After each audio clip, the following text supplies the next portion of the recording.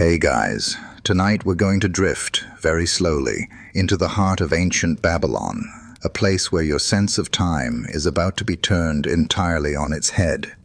There are no glowing clocks, no ticking wrists, not even a rooster to rudely interrupt your dreams. Instead, there is only shadow. You're waking in a clay-walled home, the air still cool from the night, and already you sense it. The soft gold of sunrise leaking through the reed window, lengthening across the packed dirt floor like a living creature. The ceiling is low, the smells are familiar. Dried grain, old oil, dust and wool. You stir on a woven mat, blanket stiff with last week's sweat. Someone's already outside. You can hear footsteps on gravel and the distant thump of a wooden pestle. But what matters most, what matters every single day in this world, is where your shadow falls. Because here, time isn't a number. Time is a shape, a direction, a divine whisper stretched across the ground. So before you get comfortable, take a moment to like the video and subscribe, but only if you genuinely enjoy what I do here.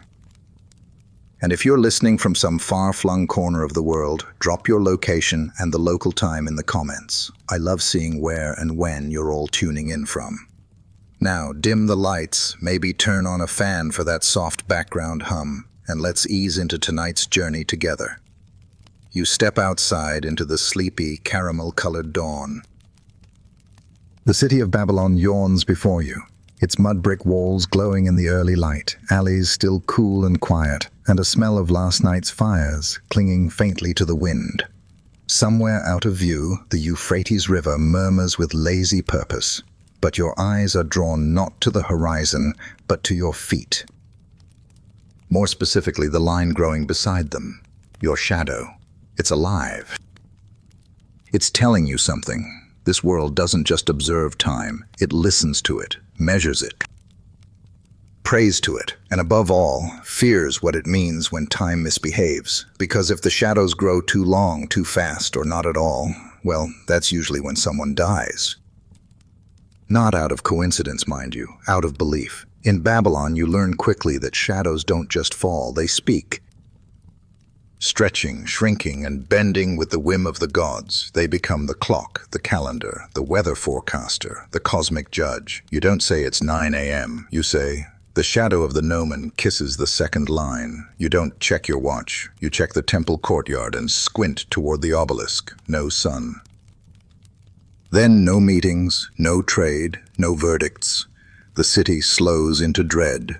Mainstream historians agree that the Babylonians were among the earliest to divide daylight into measured parts using the movement of shadows. They crafted sundials, gnomons, and angular scales that for the time were astonishingly accurate. You'd think this would bring peace of mind. But instead of feeling enlightened, Babylonians became haunted by the idea that time, once seen, must be obeyed. You today might be late for a dentist appointment and feel awkward. In Babylon, being late could mean the stars no longer favor you. Or worse, the gods are punishing your family. And yes, people absolutely believe that an early sunset could forecast a plague, an invasion, or even a king's assassination. Historians still argue whether Babylonian timekeeping was more science or fear-fueled ritual. But for the average person like you, the shadow was a daily oracle. Equal parts math and menace. It's mid-morning now. Your neighbor points at your shadow and frowns. It's too long, too fast. The temple priests will be on alert. You pretend not to care, but inside you wonder. Did you offend a deity in your dream? Did your wife overcook the barley offering last week? The mind runs wild when time runs wrong. Nearby, a small boy is being trained to spot subtle shifts in shadow angles. He holds a stick upright, squints, and marks the dirt with a bit of crushed blue pigment. He's 6 years old and already understands something modern watchmakers would envy. His father scolds him gently. Not that way. The god looks left at this hour. Not science, not yet. This is sacred geometry. You walk onward, past sun-baked stalls and quiet homes, all designed to cast precise shadows at set times of day. Even the alleyways are cut to follow solar principles. Your stomach grumbles, but you hesitate. Eating too soon before the proper hour might bring misfortune, and besides, the grain seller won't open until his wall's shadow hits the fourth crack. The day has only just begun, and already time is pressing in on you, not in the rush hour, calendar alert way. No, it's more intimate than that. The shadow watches you, measures you. It knows when your soul is off kilter.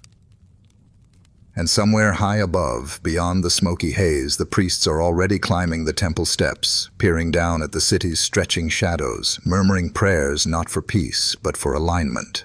You don't exactly walk through Babylon in the morning. You navigate it, like threading through a dreamscape etched in mud brick and sunlight. By now, the ziggurat towers high above you, casting a long, crisp line that slices the dusty street like a god's divider.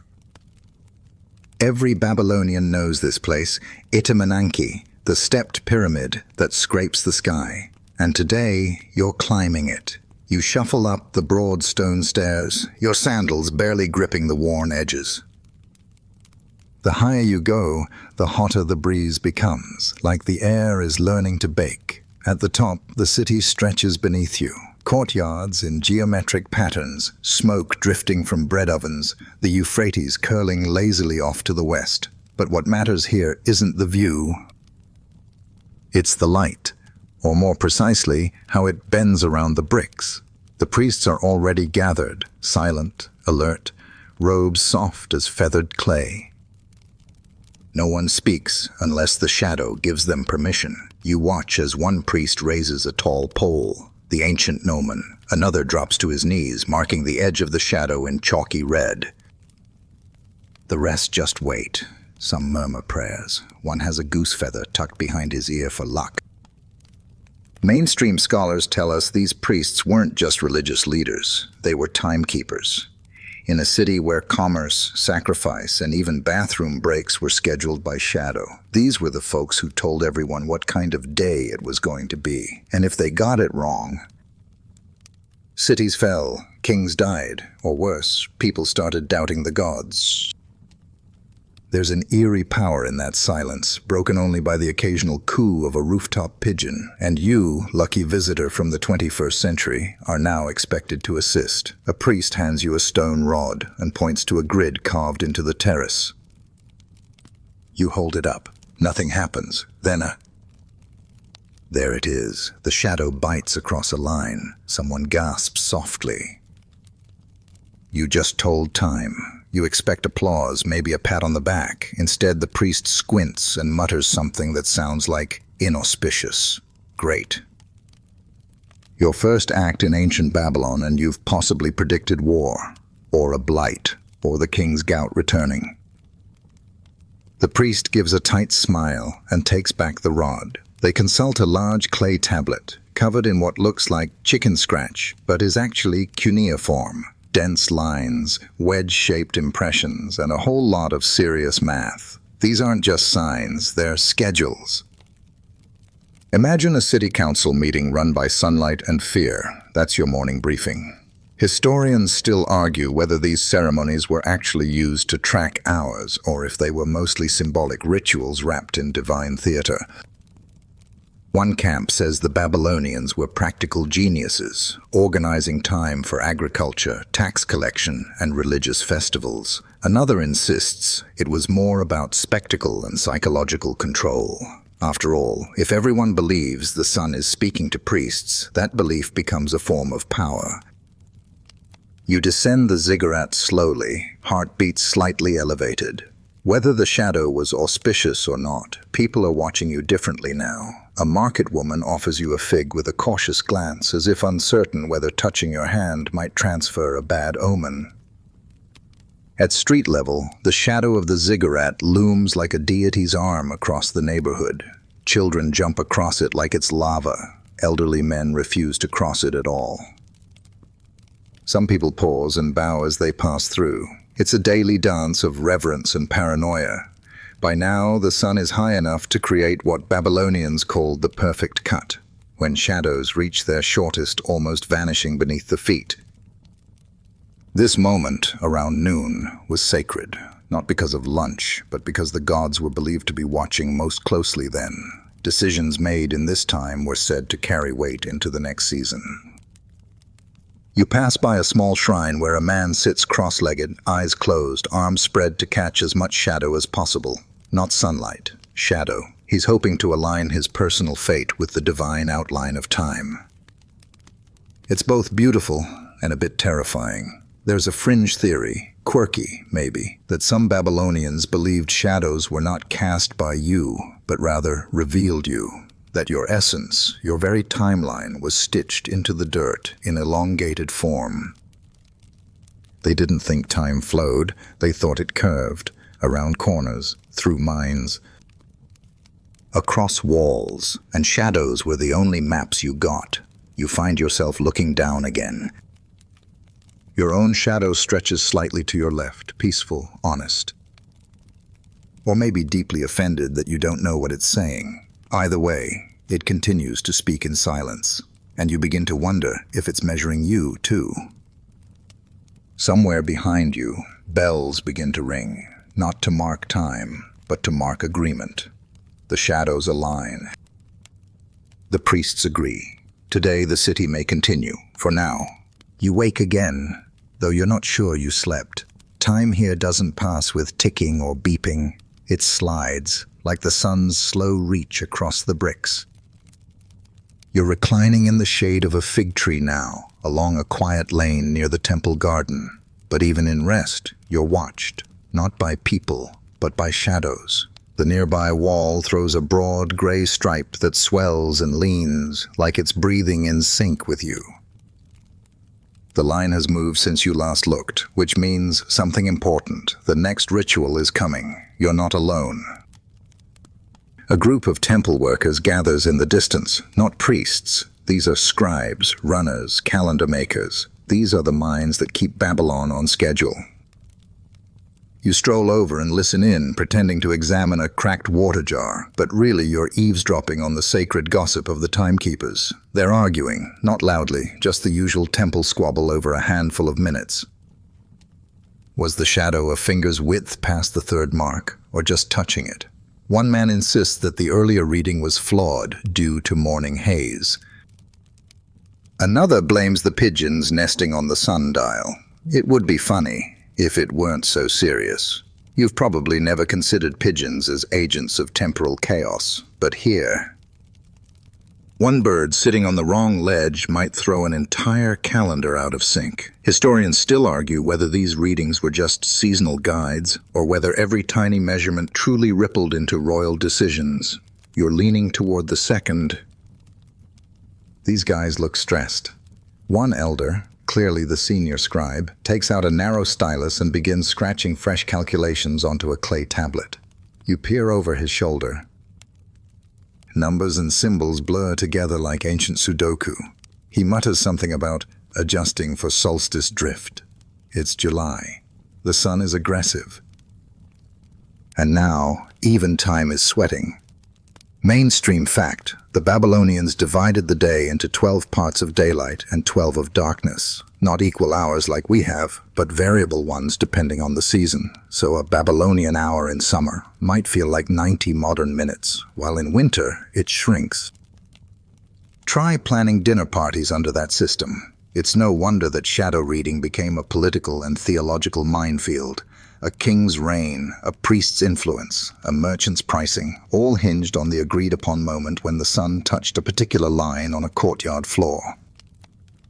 And remember, there are no watches, no phone alarms, just the slow ballet of celestial math, interpreted by people who might be a little nearsighted.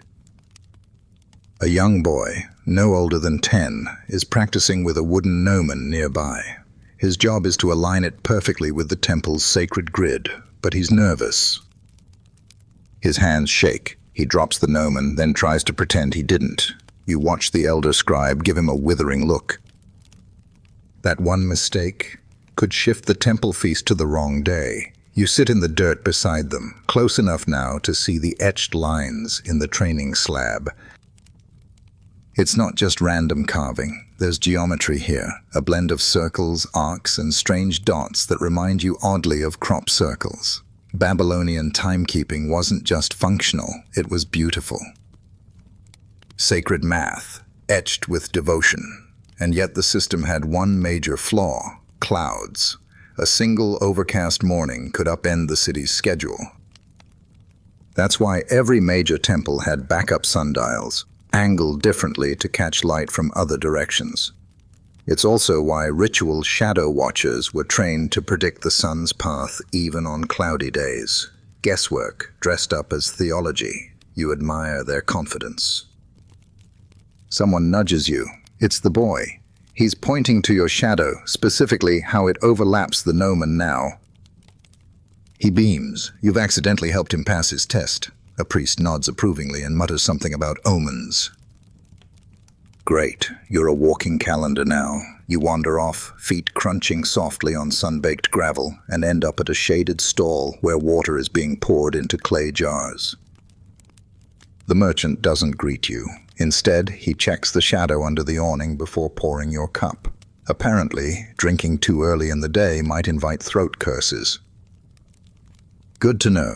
As you sip, you notice a peculiar inscription near the jar racks. Nothing fancy, just a few carved cuneiform lines. A nearby passerby sees your interest and translates, "Time is the leash of gods and dogs alike." You blink. That's unexpectedly profound. There's a fringe theory that Babylonian elites use shadow-based timekeeping not only for scheduling but for surveillance. By training the population to look at shadows and trust priests for interpretation, it centralized both time and fear. That structure, some scholars argue, wasn't just for devotion. It was social architecture. Even the city's layout reflected this. Streets curved or ran straight based on the sun's arc. Doorways faced directions optimized for shadow casting. Some homes even had personal gnomons embedded near their entrances. Primitive porch clocks, if you like. You round a corner just as a priest begins chanting. It's not a prayer, it's a proclamation of the next sacred hour. The shadow has moved again.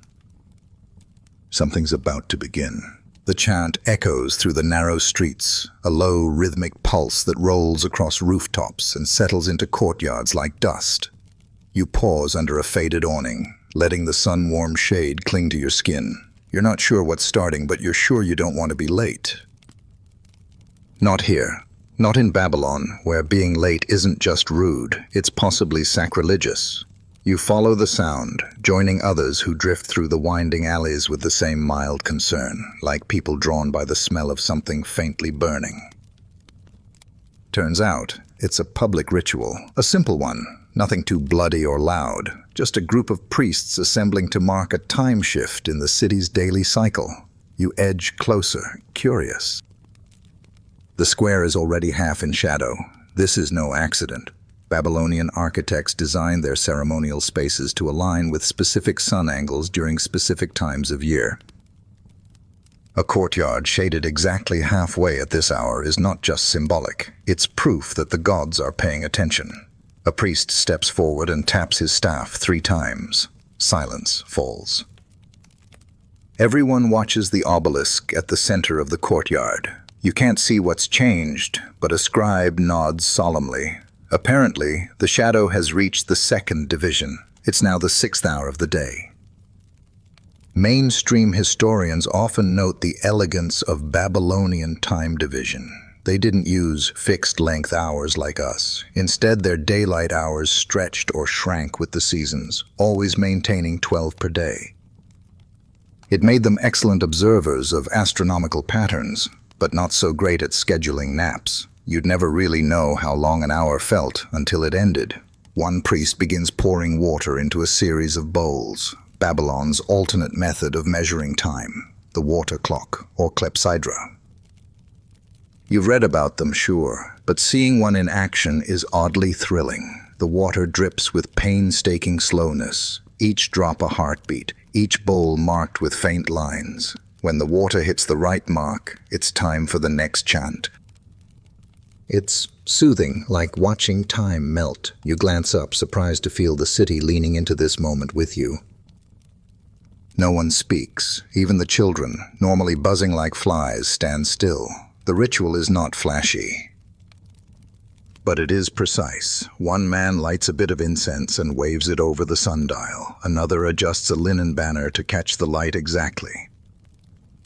A woman hands a priest a piece of polished bronze used to reflect sunlight. Babylonian mirror magic. And you, foreign guest from 1,000 years away, start to feel it too. The moment isn't just measured, it's shared.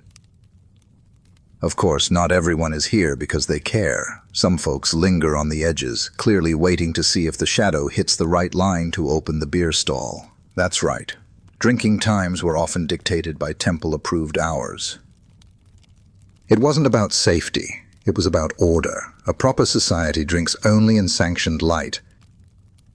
Fringe theory time. Some researchers believe these rituals had less to do with honoring the gods and more with reinforcing central control.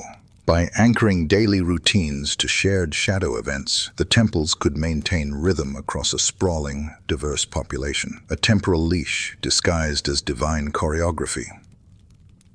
As the sun continues its crawl westward, the city exhales. The ritual ends. No thunder, no lightning. Just a collective nod that yes, time has behaved itself today. For now, you drift with the dispersing crowd, pulled along like a reed on the Euphrates. A boy beside you hums a counting song, using shadow steps to track how many hours remain before curfew. You hum along, only slightly off beat. It's a catchy little tune. The streets are brighter now, but you notice subtle details everywhere. A shopkeeper sweeping only when the shadow touches her doorstep. A farmer checking his planting log based on the slant of light against his courtyard wall. A child tugging her mother's arm because the shade is too long. It's bad luck.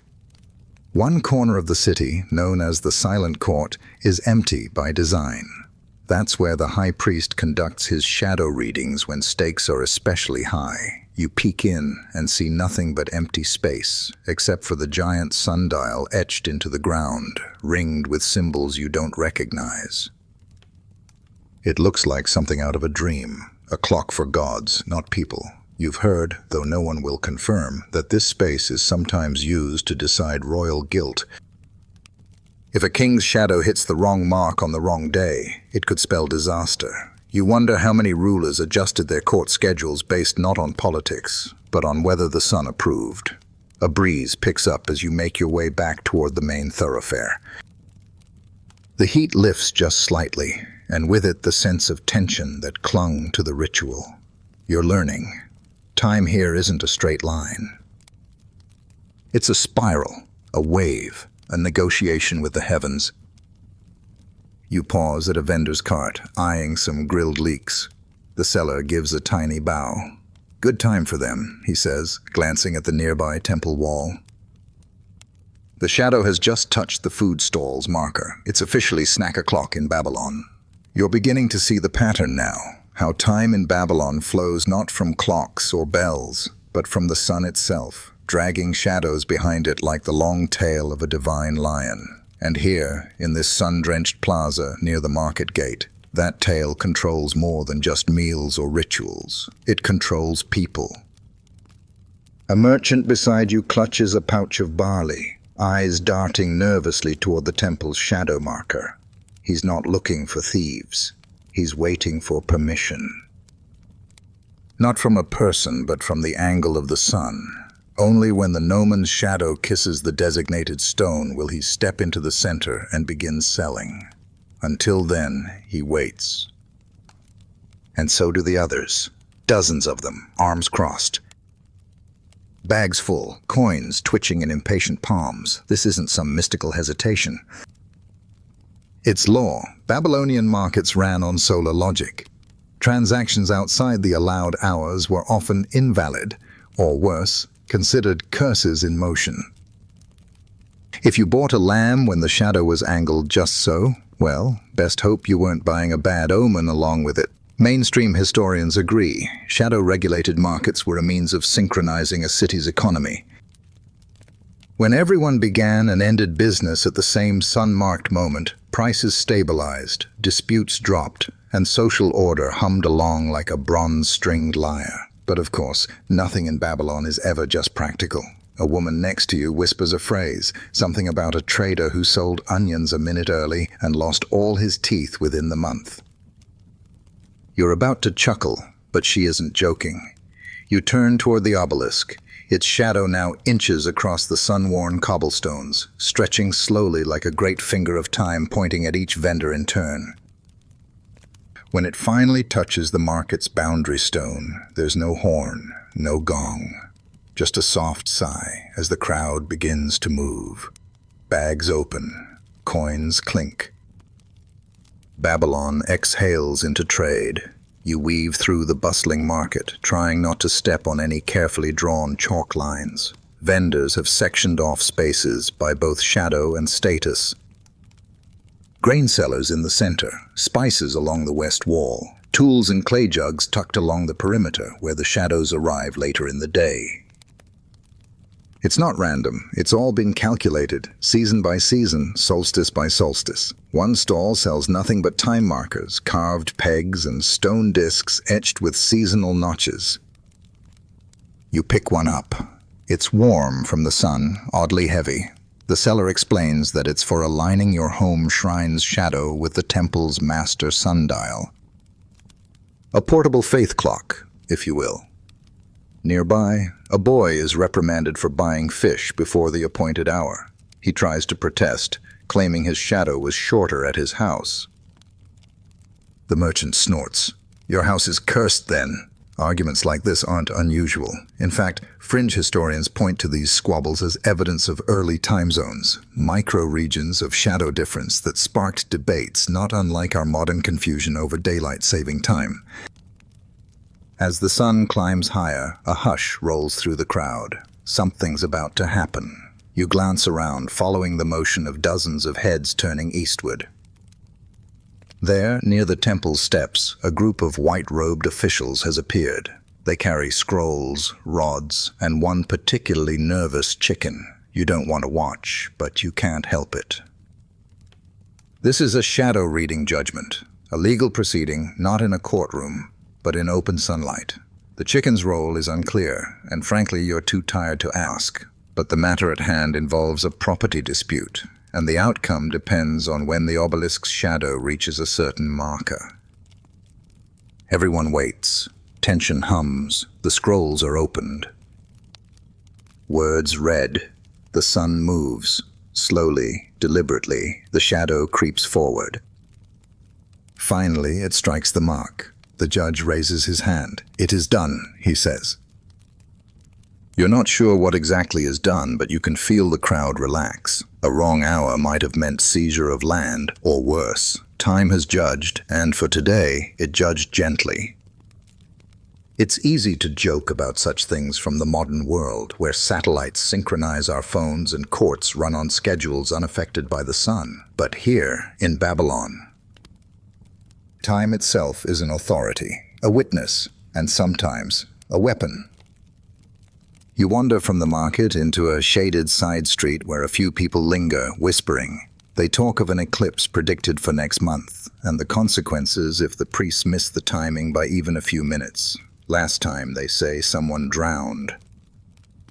Not because of the eclipse, because of fear. Historians still debate whether these solar events truly coincided with social panics, but there's no denying how closely the Babylonians linked celestial timing with emotional consequence. When the sky grew dark, even momentarily, it wasn't just night, it was judgment. You glance at your own shadow again. It's shorter now, pulled inward, a little shaky, like it's not entirely sure of itself. Welcome to Babylon, where even the dark shapes you cast might be keeping secrets. You return to your resting spot beneath the fig tree, and this time you lie down slowly, letting your spine sink into the sun-warmed dirt. Your shadow stretches diagonally, just shy of the empty clay bowl beside you. You watch it. You wait. You wonder what it knows that you don't. Today's been long, and yet you haven't seen a single sundial that ticks or buzzes. No alerts, no meetings, no whiteboards. Just a silent, creeping darkness that the Babylonians believe measures the gods' patience. It's oddly comforting. Still, you have work to do. You're going to try your hand at shadow keeping. one of the young temple assistants, has agreed to teach you the basics. He hands you a straight rod, a gnomon, though here they just call it a sun stick, and a wax tablet with shallow notches carved into it like a sleepy star chart. Your task is simple. Measure the passage of time using your own judgment, the gnomon and sunlight. You choose your spot carefully. Not too close to a building, the shadow will be blocked. Not too far from the temple. The priests like to keep watch on apprentices. You crouch, jam the gnomon into a crack in the pavement and watch. Nothing happens, except everything does. The shadow moves. So slowly it almost hurts your eyes to track. A whisper, really. A ghost sliding across the earth. Still, you record its position in rough marks on your wax tablet. The assistant nods silently behind you, approving. Mainstream historians recognize this act, this early version of sundial practice, as one of the earliest forms of regulated communal timekeeping. No longer just instinctual or astronomical, this was a system meant to bind daily activity to external authority. And you're becoming a part of it. An older man joins you. He doesn't speak at first. Just watches your gnomon like he's seen it 1,000 times before. After a while, he offers a correction, not with words, but by tracing a line in the dust beside yours. It's slightly off. Barely, but he's right. You were rushing it. He smiles, leans on his cane, and mutters something about how even shadows lie to the proud. You nod, accepting the wisdom, then realize it's probably meant for you. Historians still argue whether these gnomon readings were truly standardized across the city, or if each priesthood maintained its own variation. Some believe discrepancies between districts led to entire arguments about whose hour was true. Others think it was intentional, power through uncertainty. After all, if only the temple knows when the real 6th hour occurs, then everyone else is just guessing. You shift your position, noting the way your own shadow begins to creep into the lines you carved earlier. Suddenly, you feel exposed. Like your body is now an instrument of time, your presence recorded in stretched geometry. A breeze picks up and lifts the dust across the courtyard, blurring the shadow's edges. You blink. Panic flickers. You've lost the line. The assistant pats your shoulder. Time forgives, he says. Just start again. You do. And this time you slow down. You trace. You breathe. You let the sun tell you what it wants instead of forcing it. And somewhere in that quiet moment, you realize what the Babylonians feared most wasn't time itself. It was the misreading of time. If the sun says now, and you say later, you risk inviting disorder, disease, even drought. Because in a world where agriculture, festivals, royal edicts, and even childbirth rituals hinge on the hour's shape, a shadow out of sync isn't just wrong, it's dangerous. Some fringe theories suggest the Babylonians believed certain demons were bound within shadows, silent stowaways hitching rides through the hours. That's why sick people were often moved to shadowless areas for healing, not just for sun, but for safety. You squint toward a nearby building where an elder woman is sunbathing. Not lounging, but deliberately timing herself. Her shadow has been reduced to a stub, barely there. That's the goal. To shrink it, to cleanse it, to return it to the core of her body before sundown, when wandering shadows grow long and erratic. You glance back at your gnomon. Its shadow now aligns with the 3rd notch. You've officially recorded 3 Babylonian hours, give or take an elbow's width. The assistant grins. You're one of us now. You smile, proud and oddly drowsy. Watching time pass in lines and smudges has worn you out. You imagine how exhausting it must have been to live by the sun's whims every day. No backup, no batteries, no second chances if clouds ruined the reading.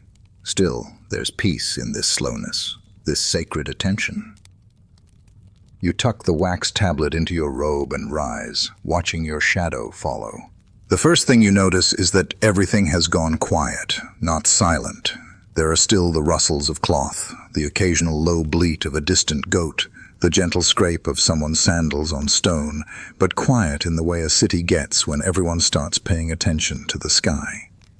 You lift your eyes, and there it is, a small blur beginning to pass across the face of the sun. You're witnessing the early stages of an eclipse, and in Babylon, that's not a cool scientific phenomenon. It's a terrifying, apocalyptic moment when the heavens are believed to blink, and when they blink, bad things happen. People freeze mid-step. Children are pulled closer to mothers. Old men begin muttering fragments of prayers, and the temple priests, they've already started scrambling. You'd think by now they'd be used to this. After all, the Babylonians were some of the best astronomers of the ancient world. They charted planets, tracked eclipses, and predicted celestial events with eerie accuracy. But knowing when something will happen doesn't mean you're any less afraid of it when it does, especially not in Babylon. Mainstream historians confirm that eclipses were viewed as ominous signs, particularly for kings. One such record from a clay tablet warns that an eclipse means death for the king, unless rituals are properly observed. That's right. Someone has to pretend to be king and take the cosmic bullet.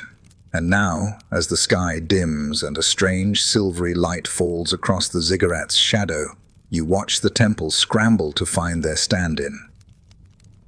There's a small, nervous-looking man in ill-fitting robes being escorted into the temple compound. His eyes are wide. He knows exactly what this is. You ask a passerby what's happening, and she explains, "That's the substitute king, just for the day." Apparently, during such celestial threats, the real king retreats into isolation. In his place, a stand-in is dressed up, fed luxurious meals, and then, once the eclipse has passed, is quietly removed. Not always violently, but let's just say Babylon didn't do things halfway. You suddenly find yourself very aware of your own shadow again. It's gone strange, blurred, fuzzy at the edges. It stretches sideways in a way that doesn't quite make sense, like it's unsure which direction it should point. And you're not the only one noticing. A group of merchants huddles near a wall, whispering. One crosses himself with a palm full of ash. Another spits in the dust. People don't want to see this. They want it to end, but it's just begun. The priests begin a ritual. Not the usual quiet, shadow-measuring kind. This one involves drums. Loud ones, the kind that vibrate through your chest and feel like the city's heartbeat is panicking. They believe the noise scares away whatever darkness is trying to devour the sun. Fringe theories suggest this was also psychological. Keep the crowd focused on sound, not sky. Distraction as defense. But here and now, it's just thunder made by hands. A boy beside you begins to cry, not from fear, but confusion. "The sun's broken," he says, and his mother hushes him with a trembling hand. She holds him tightly, turning his face toward her shoulder. You'd think with all their mathematical precision, all their cuneiform records of past eclipses, that the Babylonians would have stopped fearing them. But no, in fact, it might have made things worse. Because knowing when a terror is coming doesn't soften the impact. It just gives you time to dread it. The eclipse deepens. The shadows change texture. They're no longer sharp or predictable. You realize, with a slow chill, that your own body no longer casts a clear edge. It's like you're evaporating. You retreat into a shaded doorway. There, beside a cluster of silently watching families, someone murmurs, "If the shadow has no shape, neither does the soul." You don't know whether that's poetic or just terrifying. Historians still argue over how widespread this fear truly was. Some say it was exaggerated by royal scribes to justify complex rituals. Others believe the fear was genuinely cultural, an existential panic born from the sky itself misbehaving. But one thing's certain, in Babylon, the eclipse didn't just block light. It blocked time. With no shadow to read, the city becomes unmoored. No hour can be named. No transactions allowed, no verdicts passed, even eating is paused. Babylon has entered temporal limbo, and then, slowly, it passes. The blur slides off the sun like a lid being lifted. The light returns, pale at first, then growing warmer. Shadows reappear, at first timid, then with confidence. Your own reforms beside you, sharp again, steady. Like nothing ever happened, but you feel it, everyone does. Something was seen, something ancient and unsettling. The priests declare the hour restored. Bells ring in relief, and somewhere in the temple, a man dressed as a king is being thanked, fed one last pomegranate, and quietly led away. The real king will re-emerge soon, clean, rested, safe. The city will resume, but no one will forget that for a brief moment, the sun vanished. Time halted, and the shadows refused to obey. The day after the eclipse, Babylon moved slowly, not out of laziness. Babylonians weren't really allowed to be lazy, but out of the kind of mental fog that follows a night of bad dreams. You feel it in the way people walk, just a little more cautiously, like they're still not convinced the sun's going to stay put.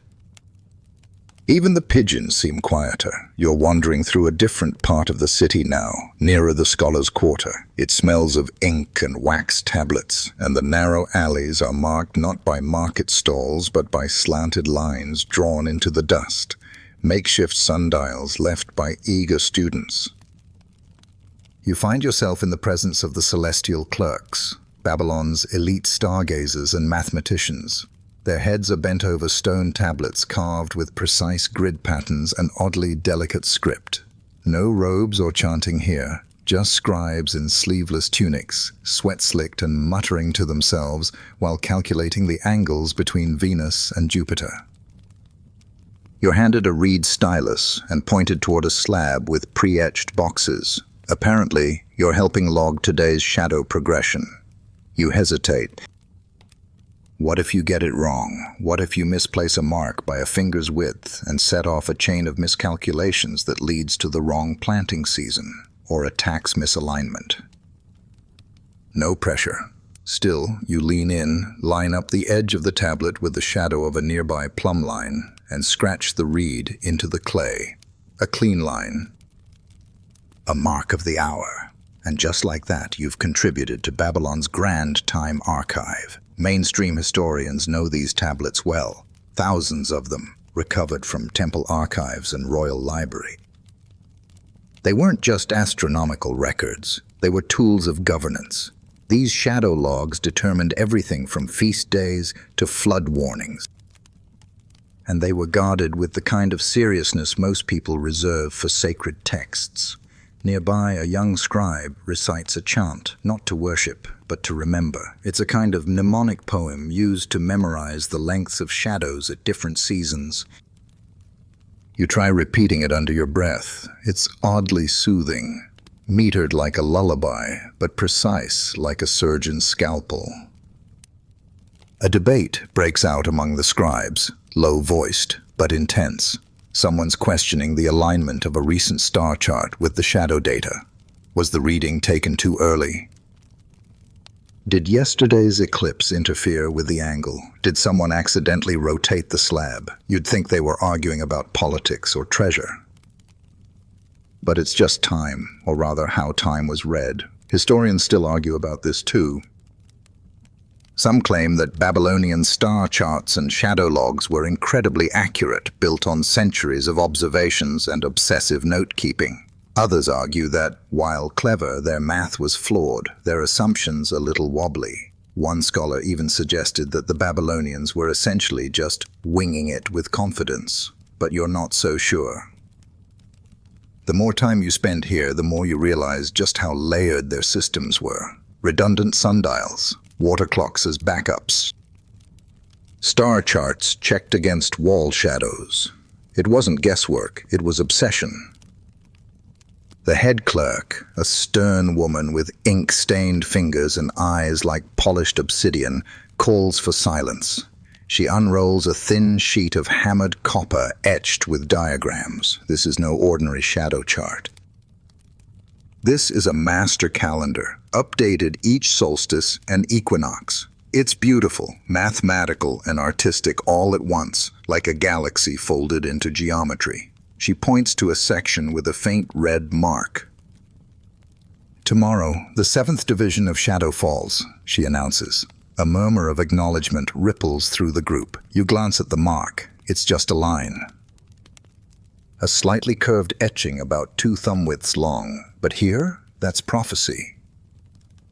Tomorrow, that tiny line will tell thousands of people when to bake, when to clean their shrines, when to release offerings into the river. All because someone, decades ago, noticed that on this date, the shadow behaves a certain way. Fringe theories claim that some of these shadow logs were never meant to be read by humans. That they were offerings to gods, math as prayer, time as penance. And while that might sound mystical, you begin to understand it. There's something sacred in this quiet calculation. You step outside for air. The afternoon is thick and golden. Your own shadow, once distorted by the eclipse, has returned to its familiar lean. You notice it lands squarely on a mark carved into the street. A happy accident, maybe. Or maybe you're finally syncing up. As you look down, someone behind you whispers, "The shadow listens." You turn, but no one's there, just the lines. The dust and the quiet hum of a city ruled by light. You wake up early the next morning, if it even counts as morning yet. The air is cool, almost damp, and for once, your shadow isn't there to greet you, not because you've lost it, but because the sun hasn't risen. You've been summoned by one of the temple scribes for something different, not a ritual, not a class, an omen reading. You're led to the temple forecourt where a small crowd has gathered, shivering in the pre-dawn chill. They're waiting not for the sun, but for its absence. Because just before the first light hits the eastern ziggurat, something strange happens here. The longest shadows of the entire year stretch across the city in complete silence, and it's during that whisper of a moment that omens are read. An old priest arrives, his eyes cloudy but his steps sure. He holds no staff, no scroll, no elaborate costume, just a small bowl of dust and a polished stone plate. He positions the plate on the ground and squats beside it, murmuring softly. You crouch beside him, trying to follow his gaze. There's nothing on the plate, just its faintly concave surface like a mirror made of stone. But the priest nods. He's waiting for the first light to hit it and cast its first impression. This isn't astrology. It's shadow divination.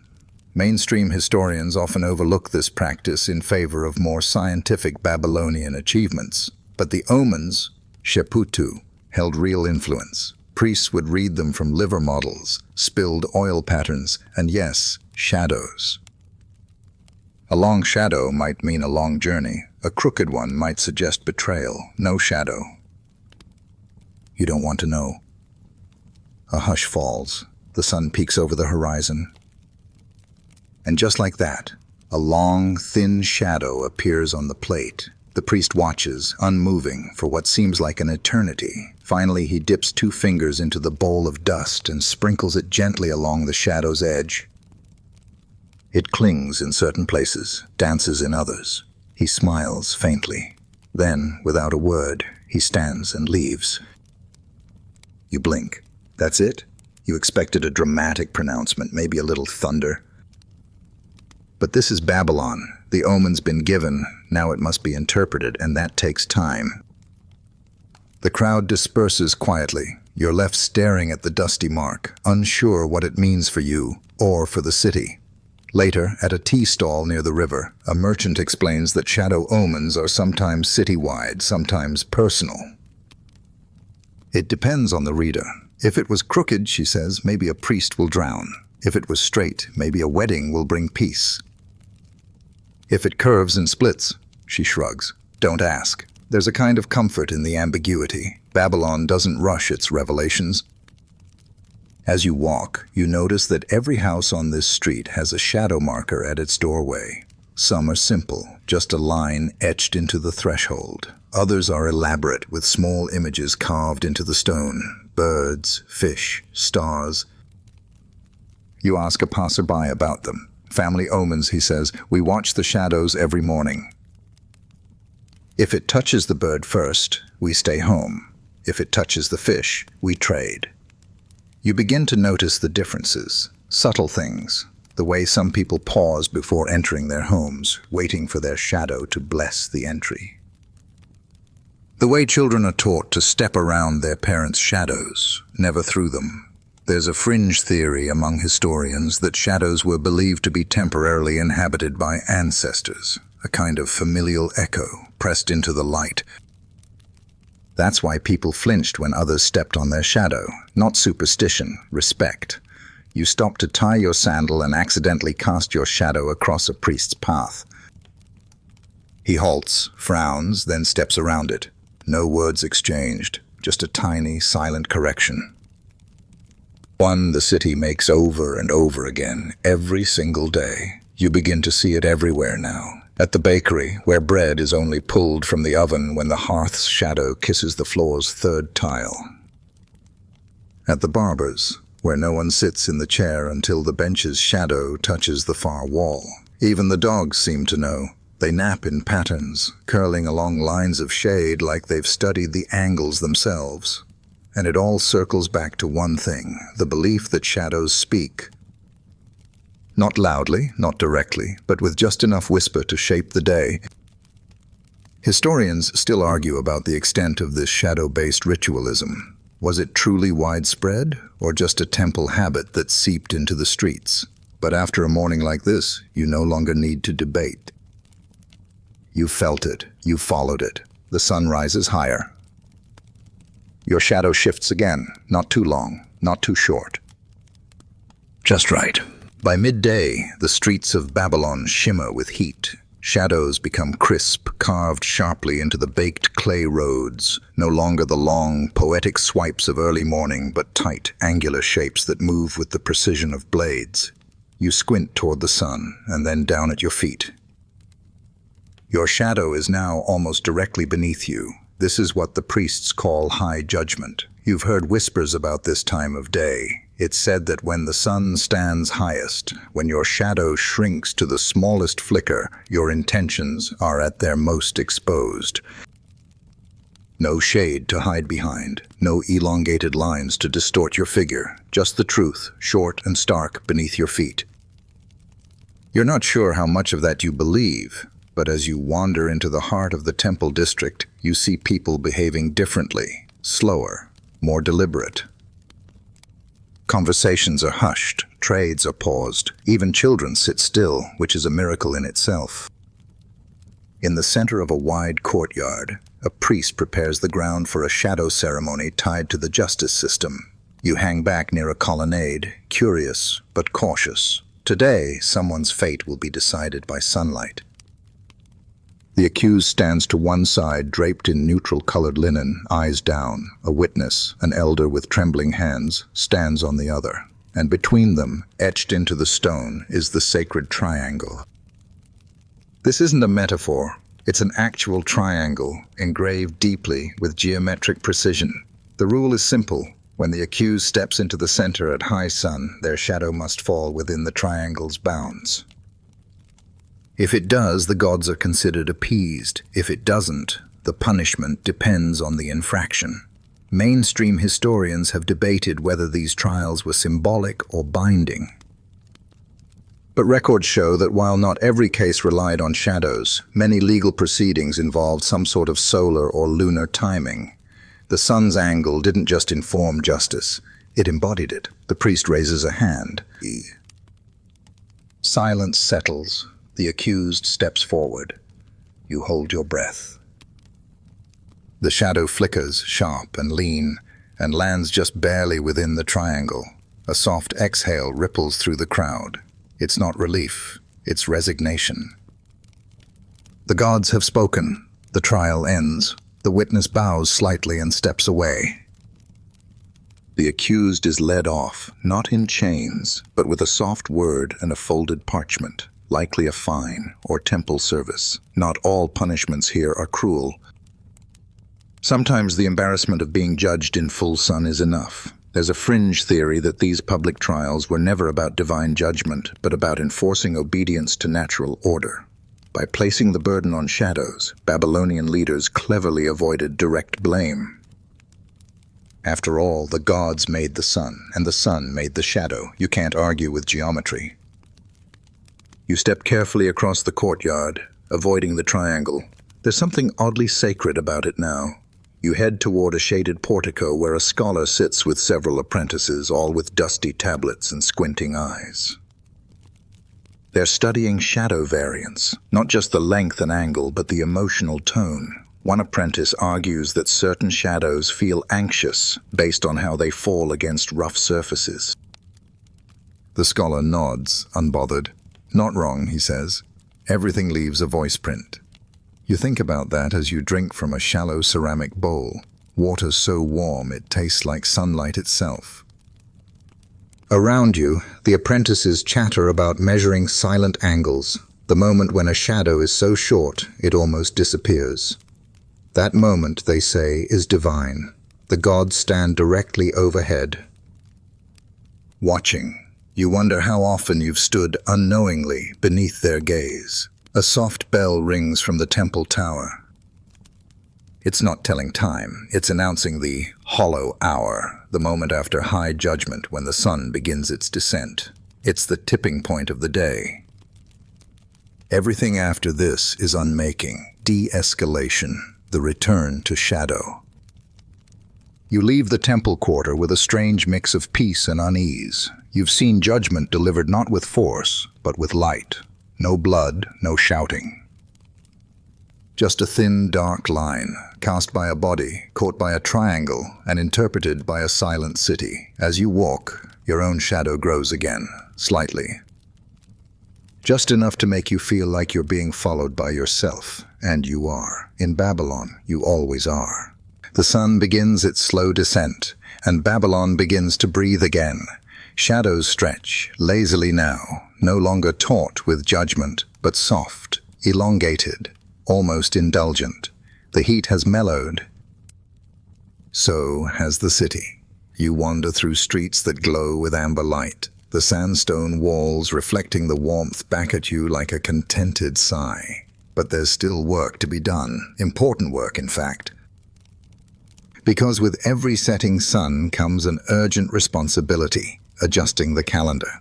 You're guided to a small, quiet chamber nestled near the temple library. It smells of oil lamps and dried reeds, and the clay walls are covered in faded diagrams.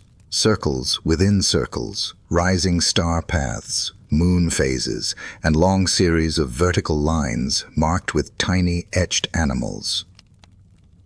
This is where the real power lies, not in war councils or king's courts, but in the hands of the calendar keepers. These scribes don't fight with swords or laws, they wield dates. At the center of the room sits the chief scribe, a calm, owl-eyed man named Nabusa-Idina. He's been tracking the position of the sun and moon since before most of the city's priests were born.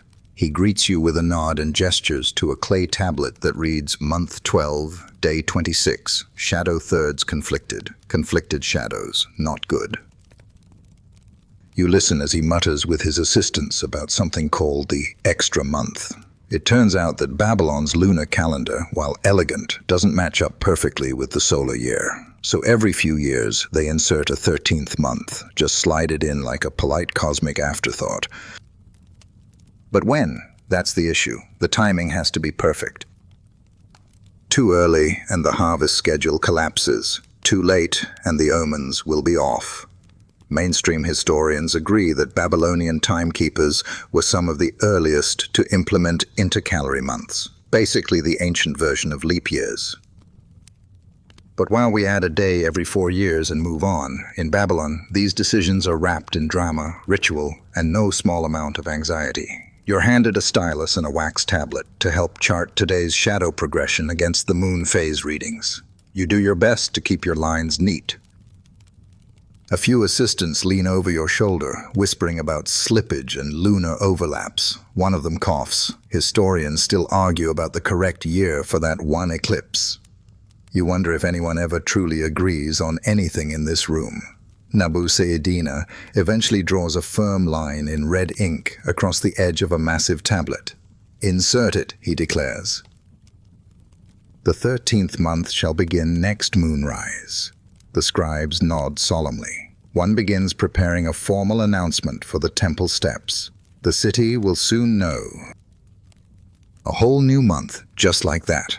You ask how people will react. A young scribe shrugs, then says, "They'll complain." They always do, but at least the barley knows what to do. That might sound cryptic, but there's truth in it. Most of the calendar isn't for people, it's for the crops. The timing of sowing, flooding, reaping. The gods might be honored by shadows and incense, but the barley listens only to seasons. And this 13th month ensures the gods and the grain stay on speaking terms. You're invited to stay for the ritual writing of the revised calendar. This is no small task. Each scribe takes a turn copying the new alignment onto a series of clay tablets. Some will stay here in the temple. Others will be sent by runner to far-flung parts of the empire. Time, it turns out, must be distributed. A fringe theory you overheard earlier comes to mind. Some scholars believe these calendar adjustments were also used to manipulate political stability.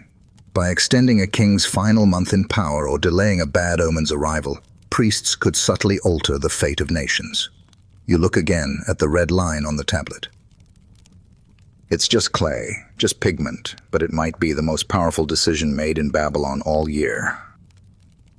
Outside, bells ring softly, not urgent, not celebratory. Just informative. The calendar has changed. Time has been edited. You step into the street, blinking in the golden light. The city continues as if nothing happened. Traders shout, children chase each other through alleys, priests wave incense sticks with all the practiced flair of men who've never questioned a shadow.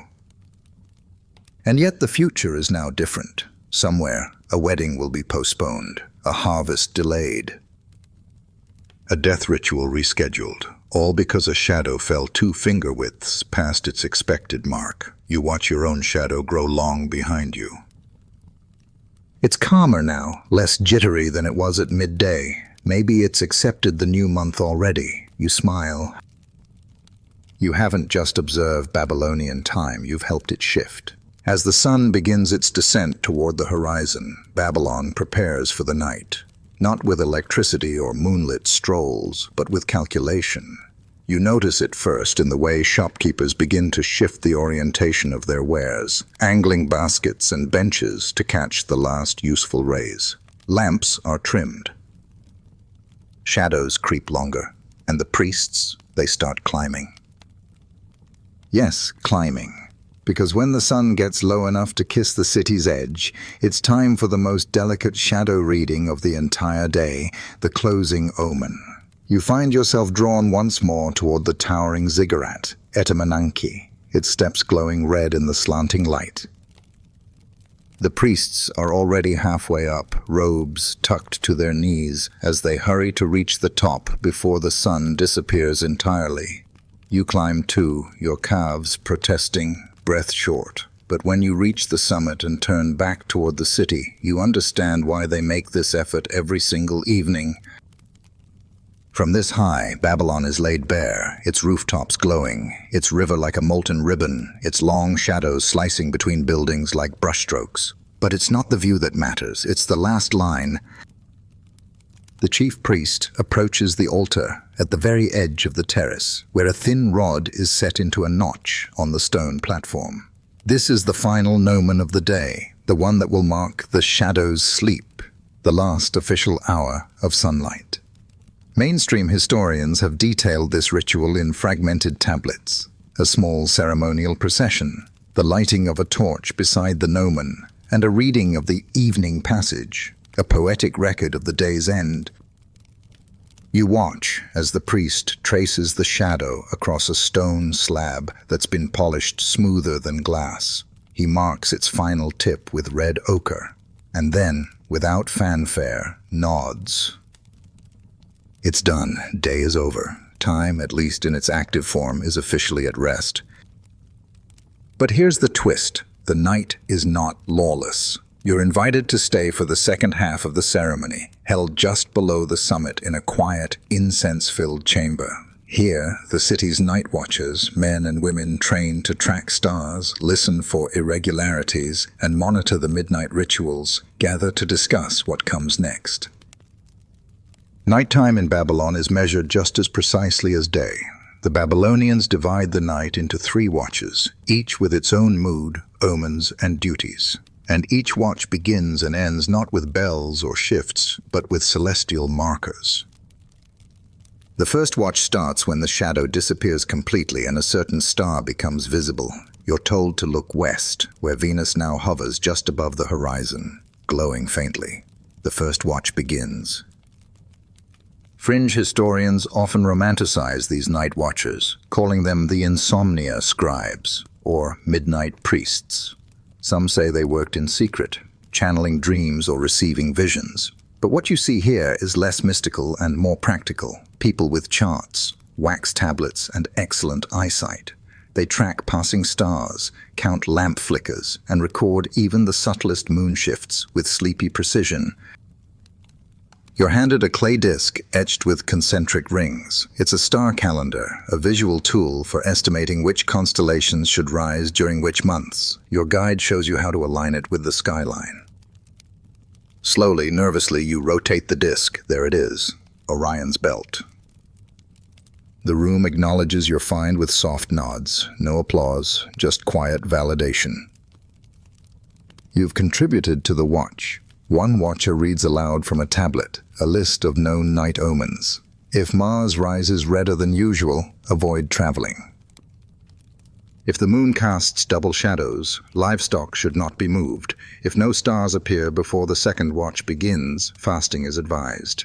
You ask if anyone actually fasts. An old man chuckles. Only the anxious. You settle into a corner with a warm cloth and a bowl of honeyed dates. The temple offers these to watchers as a way of staying alert, not overly stimulated, just gently focused. You chew slowly, eyes on the stars. Babylon at night feels different, not just darker, but softer. The pressure of sun-measured time fades, replaced with a quieter rhythm. Now it's the sky's turn to speak, and you listen. A passing apprentice tells you about the owl star, how its sudden flickering once saved an entire village by warning of a flood. You smile politely. You're not sure you believe that, but you're not sure you don't either. As the second watch creeps closer, you feel your eyes start to blur. One of the priests offers you a flat pillow. You can rest, she says. We'll mark your hours for you. You doze off beneath a thin woolen wrap, the scent of burning cedar nearby, your head filled with images of stars, lines, and dancing shadows. And somewhere above you, Babylon's clock continues, quiet, ancient, unblinking. You wake before dawn, not because someone shakes you or because a rooster cries, but because the temple bells hum a low note through the stone corridors. It's not a call to action. It's a gentle suggestion. The third night watch is ending. And with it, the city stirs once more. The stars are beginning to fade. The sky, once velvet black, now lightens to a dusty indigo. You're handed a warm drink, some mixture of date syrup and goat's milk, and gently guided to a platform facing east. This is where Babylon greets the morning. You sit with the night watchers as they finish their final entries, marking the positions of the last visible stars, the moon's tilt, the angle of a drifting cloud. Even here, just minutes before sunrise, the data matters. Historians still debate the exact role of these third watch observations. Were they omen logs, astrology? Meteorology before the term existed? The answer is yes, all of it. Your companion, a young acolyte with a voice like a flute, points to the eastern horizon. There, she says. Wait for the first echo. You blink, confused. Then you see it, a soft gold smear over the rooftops, the first hint of light before the sun itself appears. And just beside it, the shadow of the ziggurat, longer than you'd ever think possible, stretching like a ribbon across the city. It's beautiful. But it's also functional, because this first light isn't just poetic. It's used to verify yesterday's shadow readings. If the angle of the ziggurat's morning shadow lands precisely on the etched line in the temple's eastern court, then the entire calendar remains stable. If not, well, things have to be recalibrated. And so you're escorted down to the temple court, where the most sacred of all shadow markers waits. It's just a groove in the stone, filled with a thin trail of powdered silver. You watch, breath held, as the first shadow of the ziggurat's corner creeps toward it. A hush spreads. Then, contact. The line is perfect. Silver and shadow align. The city exhales. Mainstream historians agree that Babylon's early morning shadow verifications were among the most mathematically advanced temporal checks in the ancient world. They essentially used architecture as a solar calculator. And you've just watched it solve a problem from the sky. Breakfast follows, not in the modern sense, but in the sacred one. A shared meal in the temple courtyard, eaten at the precise moment light reaches the southern bench. It's simple. Bread, figs, a soft cheese, a handful of roasted beans, but no one eats until the light touches the line. Time, even in hunger, must be obeyed. You chew slowly, watching as the city comes alive again. Doors creak open. Merchants sweep their stoops, dogs stretch. Even the river seems to sparkle differently. But there's something new today, a festival. You hadn't expected it, but Babylon always has something waiting in the folds of its calendar. Today, the shadow's length marks the Festival of Balance, a minor but beloved celebration tied to the day when shadows at noon perfectly bisect their measuring slabs. It's a fleeting alignment, and the Babylonians love it. You follow the procession to a public square, where children play shadow games, leaping between rectangles chalked onto the ground. Musicians perform with simple reed flutes and hand drums, their rhythms based loosely, of course, on the timing of shadow lengths. You're handed a small clay token shaped like a crescent. It's a midline marker, a kind of lucky charm believed to protect your personal time from drifting. There's a fringe theory that these tokens weren't just symbolic. Some scholars suggest they were early time coupons, exchanged for entry to rituals or portions of food. Time commodified. Babylon had the beginnings of it all. A street performer juggles polished stones while reciting a poem about the shadow that we chase and the one that follows us. People laugh. Someone claps. You realize with a kind of dreamy weight that this isn't just science or religion, it's culture. This obsession with light and dark, this reverence for invisible geometry, it shapes everything. You pause in front of a merchant's stall selling sun-dried fish and honey-soaked barley cakes. The prices aren't listed in coins, but in time slots. 2 cakes for a 5th-hour shadow, the sign reads. You raise an eyebrow and the vendor grins. Cheaper when the sun's high. I don't like baking then. You take a cake anyway. It's warm and sticky and tastes like baked sunlight. Back near the temple, the priests finish documenting the morning's verification. A group of scribes begins updating the public calendar slab, smoothing yesterday's clay and carving today's entries. It's slow, careful work. One slip, and the city could wake up on the wrong date. You notice your own shadow again. It points slightly northeast now, thinner than before, more sure of itself. You align your foot with a crack in the pavement and smile. You're learning. The sun has climbed just high enough to assert itself, but not so high that people have started ducking for shade. This is the in-between time in Babylon, the sweet spot between the judgment of high noon and the mysticism of dawn. And it's precisely when the real scribal training begins. You're invited back into the temple's shadow school, not a grand hall, but a modest courtyard tucked between baked walls, where acolytes sit cross-legged on reed mats, wax tablets balanced on their knees. An elder scribe paces before them, tapping a stylus against his palm. This is where time becomes math. You take a place among the students, heart oddly nervous. It's one thing to observe shadows, it's another to measure them properly. The elder begins the lesson with a question. How long is the hour when your shadow reaches your nose? The students don't answer right away. They've been taught not to rush. Eventually one murmurs, "It depends on the season." The elder nods, pleased. "And the width of your nose," he adds, chuckling. Mainstream historians have always marveled at how advanced Babylonian geometry was. Triangles, arcs, ratios, all developed to interpret how light touched the world, but what's rarely noted is how much intuition they layered into it. Learning to read shadows wasn't just calculation, it was part poetry. You're handed a measuring stick etched with tiny uneven notches. No two sticks are the same. Each is calibrated to its owner's arm length and foot size. You're told to walk to the edge of the courtyard, plant your stick upright, and mark where the shadow ends. You obey. The line falls neatly on a faded chalk mark, placed by another student earlier this week. You've matched it almost perfectly. A boy beside you gasps. His shadow falls shorter than expected. Panic flits across his face. He fears he's grown arrogant, or worse, cursed. The elder crouches beside him and calmly explains. The sun was stronger today. The air thinner. The gods are not angry, only curious. There's a fringe theory that Babylonian scribes believed time could bend, not as a matter of physics, but of morality. A dishonest person's shadow might misbehave.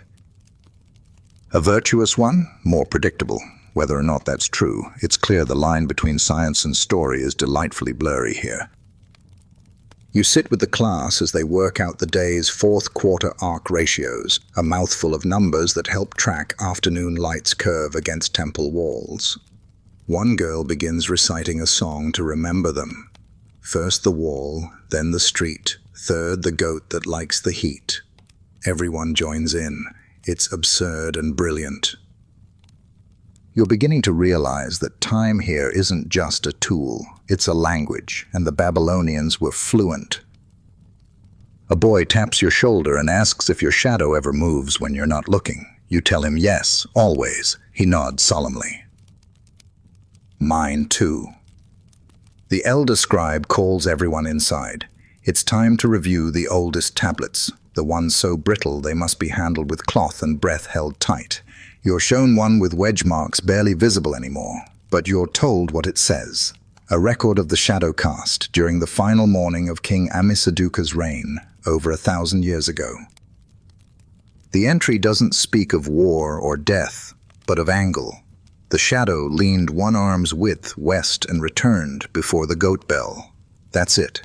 And yet, it's a record of time passing, of memory stitched to sunlight. There's a growing reverence in you now. These people aren't worshipping the sun, they're collaborating with it, recording, reacting, adapting. The scribes dismiss the class with a final assignment, to observe the shadow of a tree as it touches 3 stones in sequence across the next 2 hours. Note if it hesitates, the elder says. Shadows sometimes pause when they remember something. You spend your afternoon under that tree. At first, nothing happens. Then, sure enough, the shadow bends, lingers over the middle stone longer than expected. A bird flies overhead. A leaf lands nearby.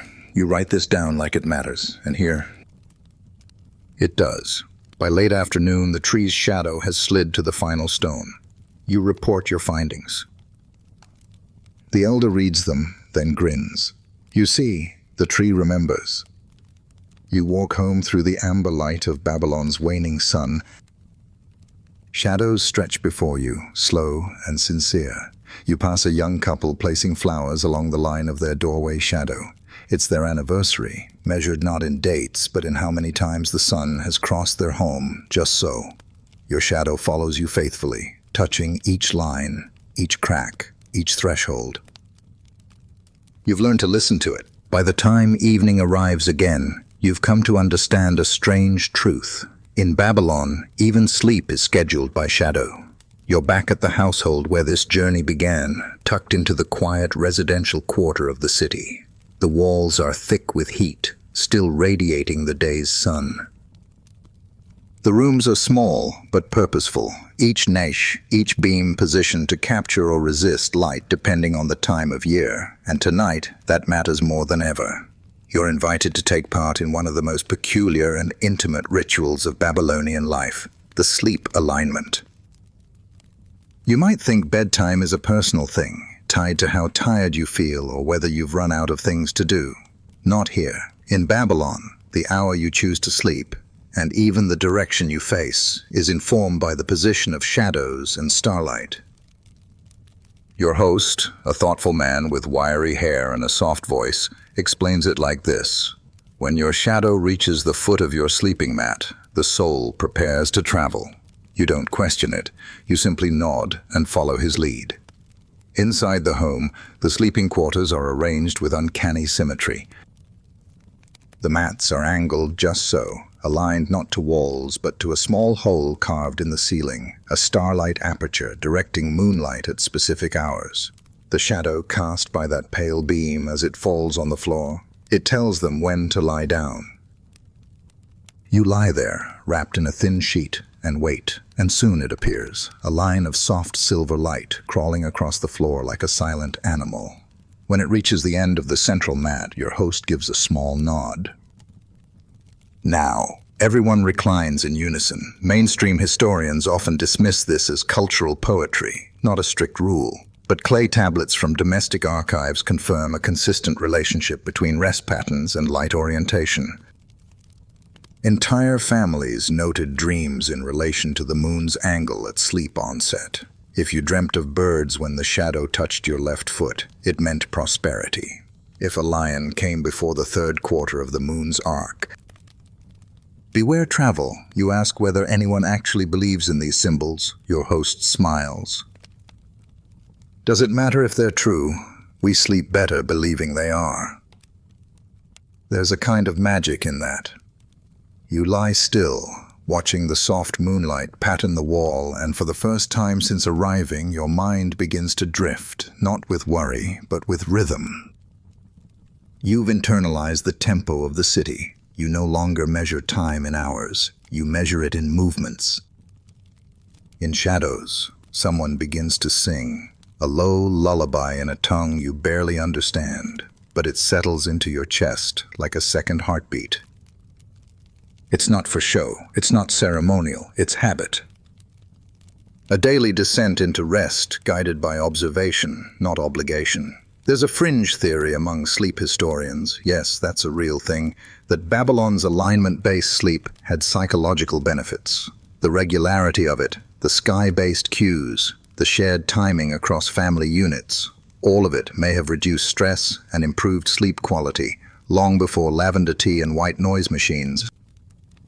You're inclined to believe them. You turn onto your side, facing the wall where the moonlight has shifted again. The shadow on the floor now curls like a sleeping snake. One of the children whispers, "We dream in lines."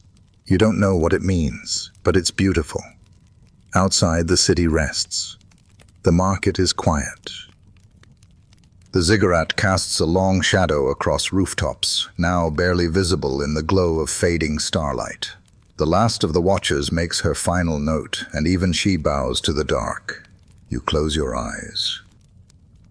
And in Babylon, the clock doesn't stop, it simply softens. Your breath slows, a breeze stirs, and the shadow beside you stretches just a little farther, long enough to carry you into dreams. You awaken not with a jolt, not with urgency, but as if nudged by the city itself. A slow return. The pale gold of early light slips through the starlight hole above your sleeping mat, casting a thin line across your blanket. It lands exactly where your host said it would, along your right shoulder, the signal of rising, as he put it the night before. The rest of the household is already beginning to stir. Not with clatter or conversation, but with fluid, practiced motions. Pillows are stacked, mats are rolled. Water jugs are uncorked. The rhythm is slow but precise, guided once again by shadow. You sit up, the imprint of your dream still lingering like dew behind your eyes. You glance at the silver line beside you. It has moved. It always moves. After a quiet meal of barley porridge and a date or two, you're invited to follow your host to a part of the city you haven't seen yet, a hidden garden within the temple complex, used only by shadow readers and prophecy scribes. It's called the Hour Garden, and it's exactly what it sounds like, a living timepiece. Every path, every shrub, every pool of water here has been placed not for beauty, but for alignment. At each hour of the day, light strikes a different plant, casts a line across a different stone, or illuminates a different engraving.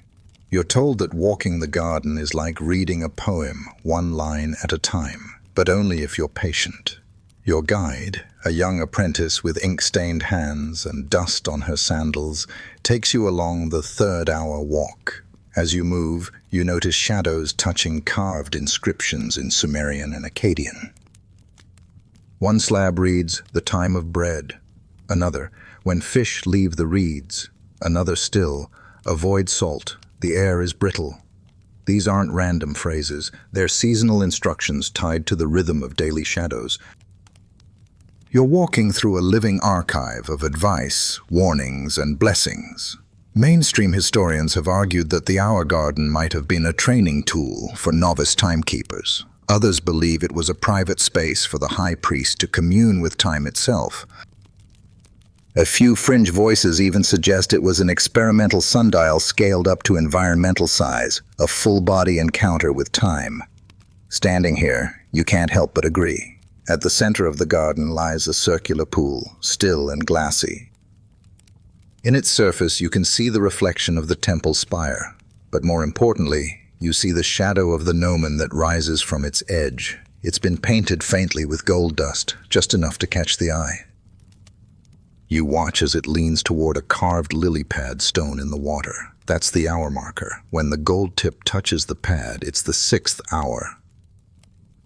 The apprentice recites softly, "This is when the lion drinks and the pot cools."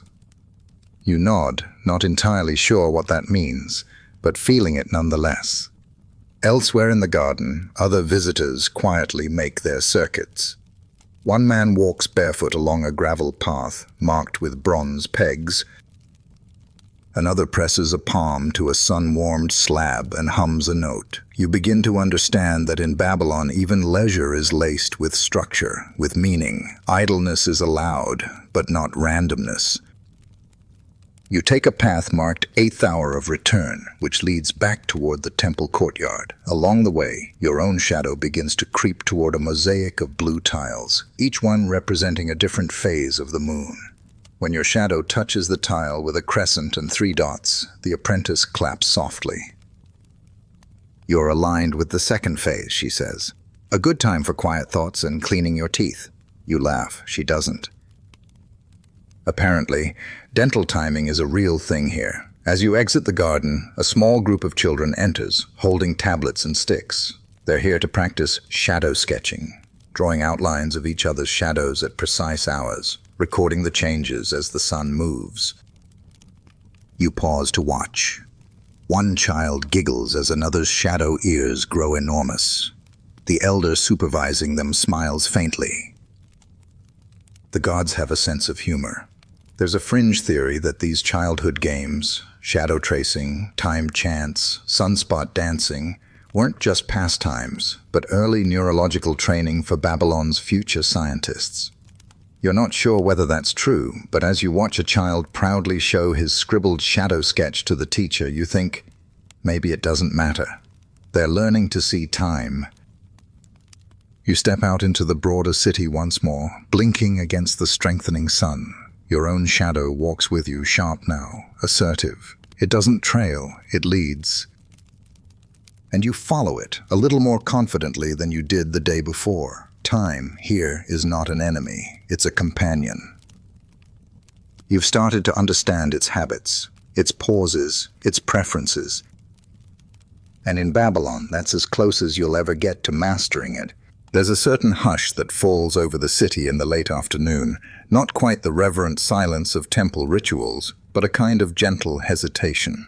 You feel it as you walk through the older quarter of Babylon, where walls lean slightly with age and bricks wear smooth from generations of passing sandals. It's the hour before things begin to close down. The shadows are long and soft now, bleeding across the streets in fuzzy golden streaks. This is the watching hour, a time not for labor or ceremony, but for reflection. It's when people sit with their backs to the sun, letting their shadows stretch out before them, measuring not just the time of day, but the distance they've traveled. You find yourself in a small square where elders gather, seated on low stools or bits of folded cloth. They're not talking much, just sitting. Watching. Some are alone, others in quiet pairs. You copy them, taking a place on a low step beside a date seller who's already closed her stall. Her basket is empty except for a few pits and a tired-looking wasp. You glance at your shadow. It has grown again, longer now than at any other point today. It reaches out before you, slanting across the cobbled square. For the first time, you understand what they mean when they say, "The shadow walks faster than the feet." Mainstream historians note that in Babylonian culture, late-day shadows were often used as metaphors in poetry and song. The fleeing shadow was a symbol for regret. The lingering shadow for loyalty. There are even records of legal documents referencing property lines defined not by walls, but by the reach of a shadow at a certain hour in a certain month. Beside you, the date seller speaks. They say if your shadow touches someone who misses you, they'll dream of you tonight. You don't know if it's a saying or a wish, but you sit a little straighter just in case. Children skip rope in the sunlit lanes, laughing each time their shadows trip over the invisible line. A dog chases its own shade along a wall, tail wagging in sync with the rhythm of the setting light. A group of girls uses a bowl of water to reflect the sun and project dancing shadows onto a wall, giggling when the shapes stretch into monsters or birds. And above it all, a low chant begins, not from the temples, but from a private home. A man sits cross-legged on a rug, facing west, repeating a soft phrase. Let the shadow show its end. It's not formal prayer, just habit. A phrase his grandfather probably said, maybe his grandfather before him. You notice more of these household rituals now. One woman sweeps only when her porch shadow reaches a particular mark on the threshold. A boy ties strings across a doorway to measure how quickly the light falls between them, an experiment, or maybe just a game. A pair of teenagers sit opposite each other, their shadows meeting in a triangle between them, laughing each time the shape shifts. There's a fringe theory that suggests Babylonian society fostered what modern psychologists might call shadow mindfulness. That by routinely observing, engaging with, and adapting to these natural indicators, people developed stronger present-moment awareness. In a world without phones or schedules, the shadow was your notification system, and maybe a gentler one at that. Back in the square, a priest passes through, offering small bits of salted bread to those still seated. "For the body before the sun retires," he says. You accept one, nibbling slowly. It's dry, but satisfying, like something meant not to excite, but to anchor. The sun begins to dip lower. Shadows lean hard now, dragging across rooftops and curling up walls. A breeze stirs. You hear the distant sound of drums, likely a temple bell or a market closing signal, though here it doesn't mean rush, it means wrap up. Complete the thought, find your end for the day. You watch your shadow fade into the longer pool of building shade at the far edge of the square. It blends, merges, disappears. You're still here, but part of you has already stepped into tomorrow. Someone lights a lamp nearby, the first light that does not come from the sun, and just like that, the city shifts. Not in panic, not in celebration, just in rhythm. Babylon knows this moment well. The watching hour has ended, the reckoning hour begins. You rise, brushing crumbs from your lap, and follow the gentle trail of lanterns now flickering to life along the main street. Your shadow, faint and flickering now, tags along behind you, quieter, looser, less certain, but still present. always present. Night has fallen, and Babylon doesn't so much fall silent as it changes frequency. The clamor of sellers, the clip-clop of donkeys, the warm back and forth of haggling voices, it all fades into something softer, something deeper. You hear water again. You hadn't realized how quiet the river became during the day, but now it murmurs louder than the city itself. You're near the southern edge of Babylon, in a quarter where astrologers and scribes live stacked above one another in creaky, fire-warmed apartments.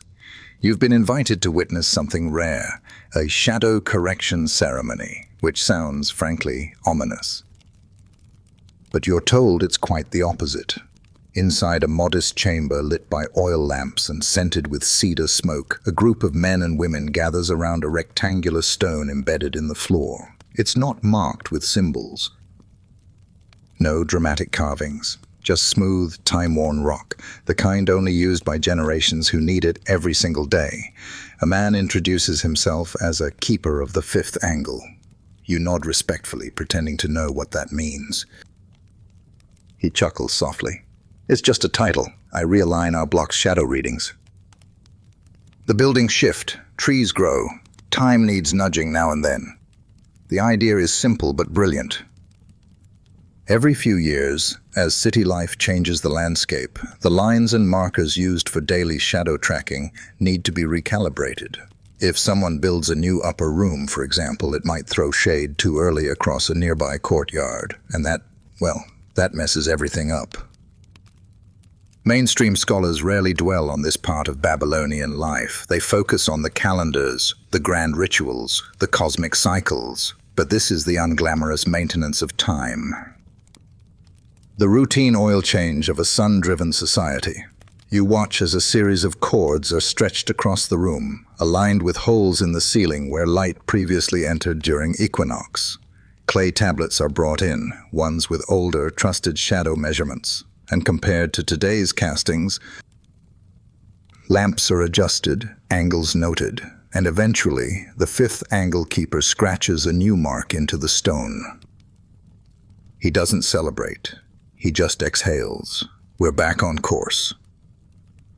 There's a fringe theory that Babylon's entire urban planning structure functioned like a living sundial, where neighborhoods corrected themselves like gears in a celestial clock. Whether that's true or not, you're beginning to see the city that way. Every alley, every temple column, every rooftop stair, it all points somewhere, and someone's job is to keep the angles faithful. You're offered warm wine, slightly spiced, and everyone sits down around a low table covered in charts and thin reeds used for measuring. They talk about family, about dreams, about how last week the temple shadow landed on the wrong brick and a goat gave birth 2 days early. No one knows what it means, but it means something. It always does. Outside, the street is aglow with small hanging lamps, not bright, not blinding, just enough to shape movement. You walk slowly through the quiet, noting how each lamp casts its own soft echo on the ground, and suddenly you see it. Even at night, Babylon has shadows. Moonlight creeps between bricks, under doorways, across sleeping cats. Stars flicker in the puddles left from someone's water jug. It's a different kind of clock now. One that whispers instead of commands. You come across a courtyard with a low wall and a round, polished mirror set into the ground. A moon dial. Your host tells you it only works on cloudless nights, and only when the moon is past its second quarter. It tracks hours by reflection, not cast. You lean over it carefully, watching the pale orb above line up with a faint grid etched around the stone's rim. You've never seen anything like it. You're told that long ago people feared moonlight the way they now fear eclipses. It was thought to steal the shadows from sleeping people and carry them off into the hills. That's why, your guide adds, we sleep under reed screens, to keep the shadows tethered. There's something both charming and eerie about that. As you head back toward your quarters, you pass a temple outpost where a lone scribe is still working by lamplight. He's logging today's sunset angle into a small tablet. You ask him why he bothers, since the big readings are done already. He shrugs. I like knowing how today ended. The idea sticks with you. You reach your sleeping mat. The moon is higher now, casting long silver threads through the window and onto the floor. Your shadow, slim, stretched, softened, rests beside you, not entirely still, not entirely gone. You lie down, folding into the rhythm again. Babylon breathes, and you breathe with it. Time continues. Dawn again, but this one feels different. You've been in Babylon long enough now that the rhythms no longer surprise you. They soothe you. When the first whisper of light touches the windowsill, you're already awake, lying still beneath your linen wrap, listening to the sounds of a city turning itself back on. Today, you're accompanying a priest named Ilme Enlil to one of the outer temples, where shadow readers are responsible not for timekeeping in the city, but for timekeeping in the wilderness. At first, you think he's joking. Why would time need measuring out where there's no market, no temple, no noisy square?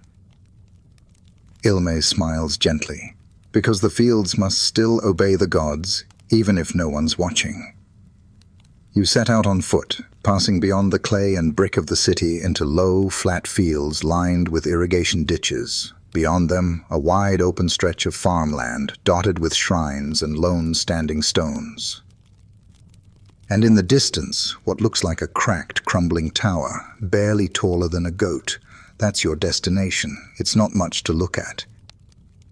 No gold, no inscriptions, just a pitted chunk of stone sunk into a shallow platform surrounded by hard-packed dirt. But this is what Ilma calls the field gnomon. It's Babylon's time teller for the people who grow things. Farmers gather here in the early morning to decide when to water, when to rest, when to move their animals, even when to rotate their crops. And it all begins with a shadow. You arrive just in time. The sun breaks over the horizon, and the stone's long shadow reaches toward a series of pegs driven into the earth. One peg is painted red. Ilme points. When it hits that one, the barley must be turned. Mainstream historians have uncovered dozens of such rural shadow markers in Mesopotamian dig sites, rarely preserved as well as the grand city clocks, but no less precise. These were the people's timekeepers, functional, practical, quietly powerful. You stand among the farmers, most of whom nod at the shadow and then begin to disperse. No speeches, no offerings, just acknowledgement. One man offers you a fig and says, "The sun has spoken." We obey. Then he walks off, hands calloused, back already bent with work. The sun climbs higher, and the shadow shortens. A boy, maybe 9 or 10, draws a line in the dirt with a stick, copying the movement. His father corrects him gently. "Not there. Remember the angle." Ilme watches, pleased. If they learn it wrong, their flocks suffer. You're handed a slab of clay and a stylus and invited to make a mark, the angle of today's shadow at the second quarter. You scratch carefully. The line is wobbly, but serviceable. Ilme nods, then adds his own, perfectly straight. In time, your hand steadies, he says, as will your sense of what's early and what's not. Fringe scholars argue that this rural timekeeping represented a quiet resistance to the more elaborate city-bound rituals. Some believe the field gnomons were part of an older system, more attuned to the land than to temples. Others say they were just a practical necessity. Out here, shadow didn't mean omen, it meant task. And yet, Ilma insists they're still sacred. The gods are not limited to towers, he says, gesturing to the distant ziggurat. They see the barley too. Later, as the heat begins to thicken, you retreat to a shaded grove where farmers rest during midday. No one works while the shadow disappears. It's considered bad fortune and dangerous for the body, so they wait. Nap, eat, whisper. One woman shows you her necklace, a small stone carved with a dot and a line. She explains that it's a portable time token used to bless her tools before planting. If the line appears on the dirt, she says, I wait. If the dot appears, I begin.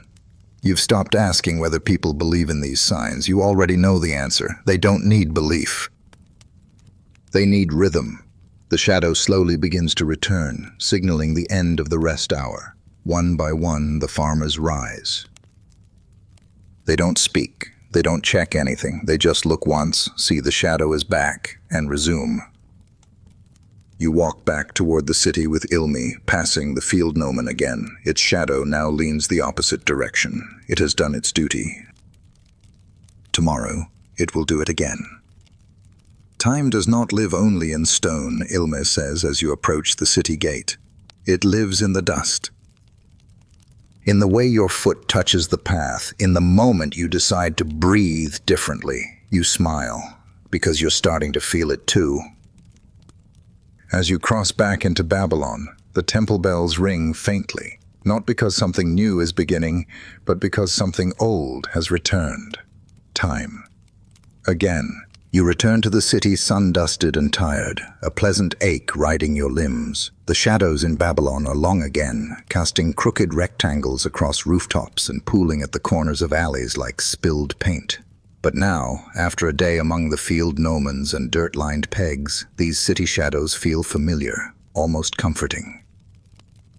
Like friends who kept your place while you were gone. Today's next stop isn't a temple or a garden. It's a narrow chamber tucked inside one of the quieter corners of the temple complex. The kind of place you'd walk past 100 times and never notice, but inside, a trove of order and obsession. This is where Babylon stores its time taxes. Yes, taxes, but not in the way you think. You're introduced to a man named Kuduru, a title rather than a name, meaning boundary stone keeper. His job is to monitor how land usage, labor, and tribute align with shadows. Sound confusing? It is. You sit on a reed mat while he opens a box of tablets and explains, "Each piece of land owes labor to the temple," he says, "but not measured by days, measured by shadows. You blink." He smiles. "Let me show you." He pulls out a clay tablet, small, palm-sized, etched with columns and rows. Alongside names and land plots are strange markings, half-circles, angled lines, tiny sun symbols. "When the barley field's boundary casts a shadow across the watchstone at second angle," he reads, "the labor must be performed before the third." What this means in practice is that a field doesn't owe its farmer a tax on a day. It owes a duty when the sun tells it to, and if clouds obscure the reading. The priesthood uses backup logs, comparisons from previous year's measurements, interpolated into cycles. Time is not a number here, it's a pattern. Mainstream historians agree that Babylon's taxation system was unusually complex for its time. Land wasn't taxed yearly or monthly, but seasonally by the natural shifts in sun and shadow across temple-owned properties. Some tablets even contain diagrams of how light should fall on a particular shrine wall to trigger a tax event. You're not sure whether to be impressed or exhausted. You're shown a larger slab, this one a boundary marker pulled from a field and now stored indoors for preservation. Its sides are carved with legal formulas, curses, and, oddly enough, tiny diagrams of where the sun will be during different parts of the agricultural year. One corner shows a man holding a sickle, his shadow bent behind him. "This," says Kuduru, "means the harvest begins." There's a fringe theory that some of these stones acted like contracts between people and gods, shadow-based agreements that, if broken, would summon divine displeasure. Whether that's true or just ritual dramatics, you can feel the gravity of it. These aren't just taxes, they're time promises. You're handed a stylus and asked to try your hand at recording a mock land shadow tax. You scroll carefully. Plot 13. If shadow touches east marker at goat bell, tribute is 3 hands of grain. Kuduru chuckles, nods, and says it's a solid beginner's curse phrasing. Apparently, each entry ends with a protective phrase, ensuring compliance. Yours is mild. "Let the sun see all." You like it. Outside, the city is alive again. The streets buzz with the pre-dinner flurry, bakers pulling bread from the embers, children chasing the last bits of light. And here you are, watching the shadow of a doorway inch closer to a wall. A vendor waits patiently. You ask why he hasn't opened yet. He points. Not time. No explanation needed. You walk through a quiet passage where lines have been etched into the plaster walls, 5 of them, side by side. At each hour, the shadow of the beam overhead crosses one of the lines. It's a family's personal clock. No bells, no chimes.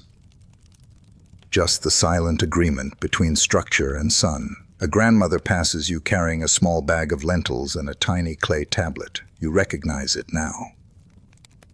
A shadow ledger. She's going to report her offering. You've started seeing time everywhere.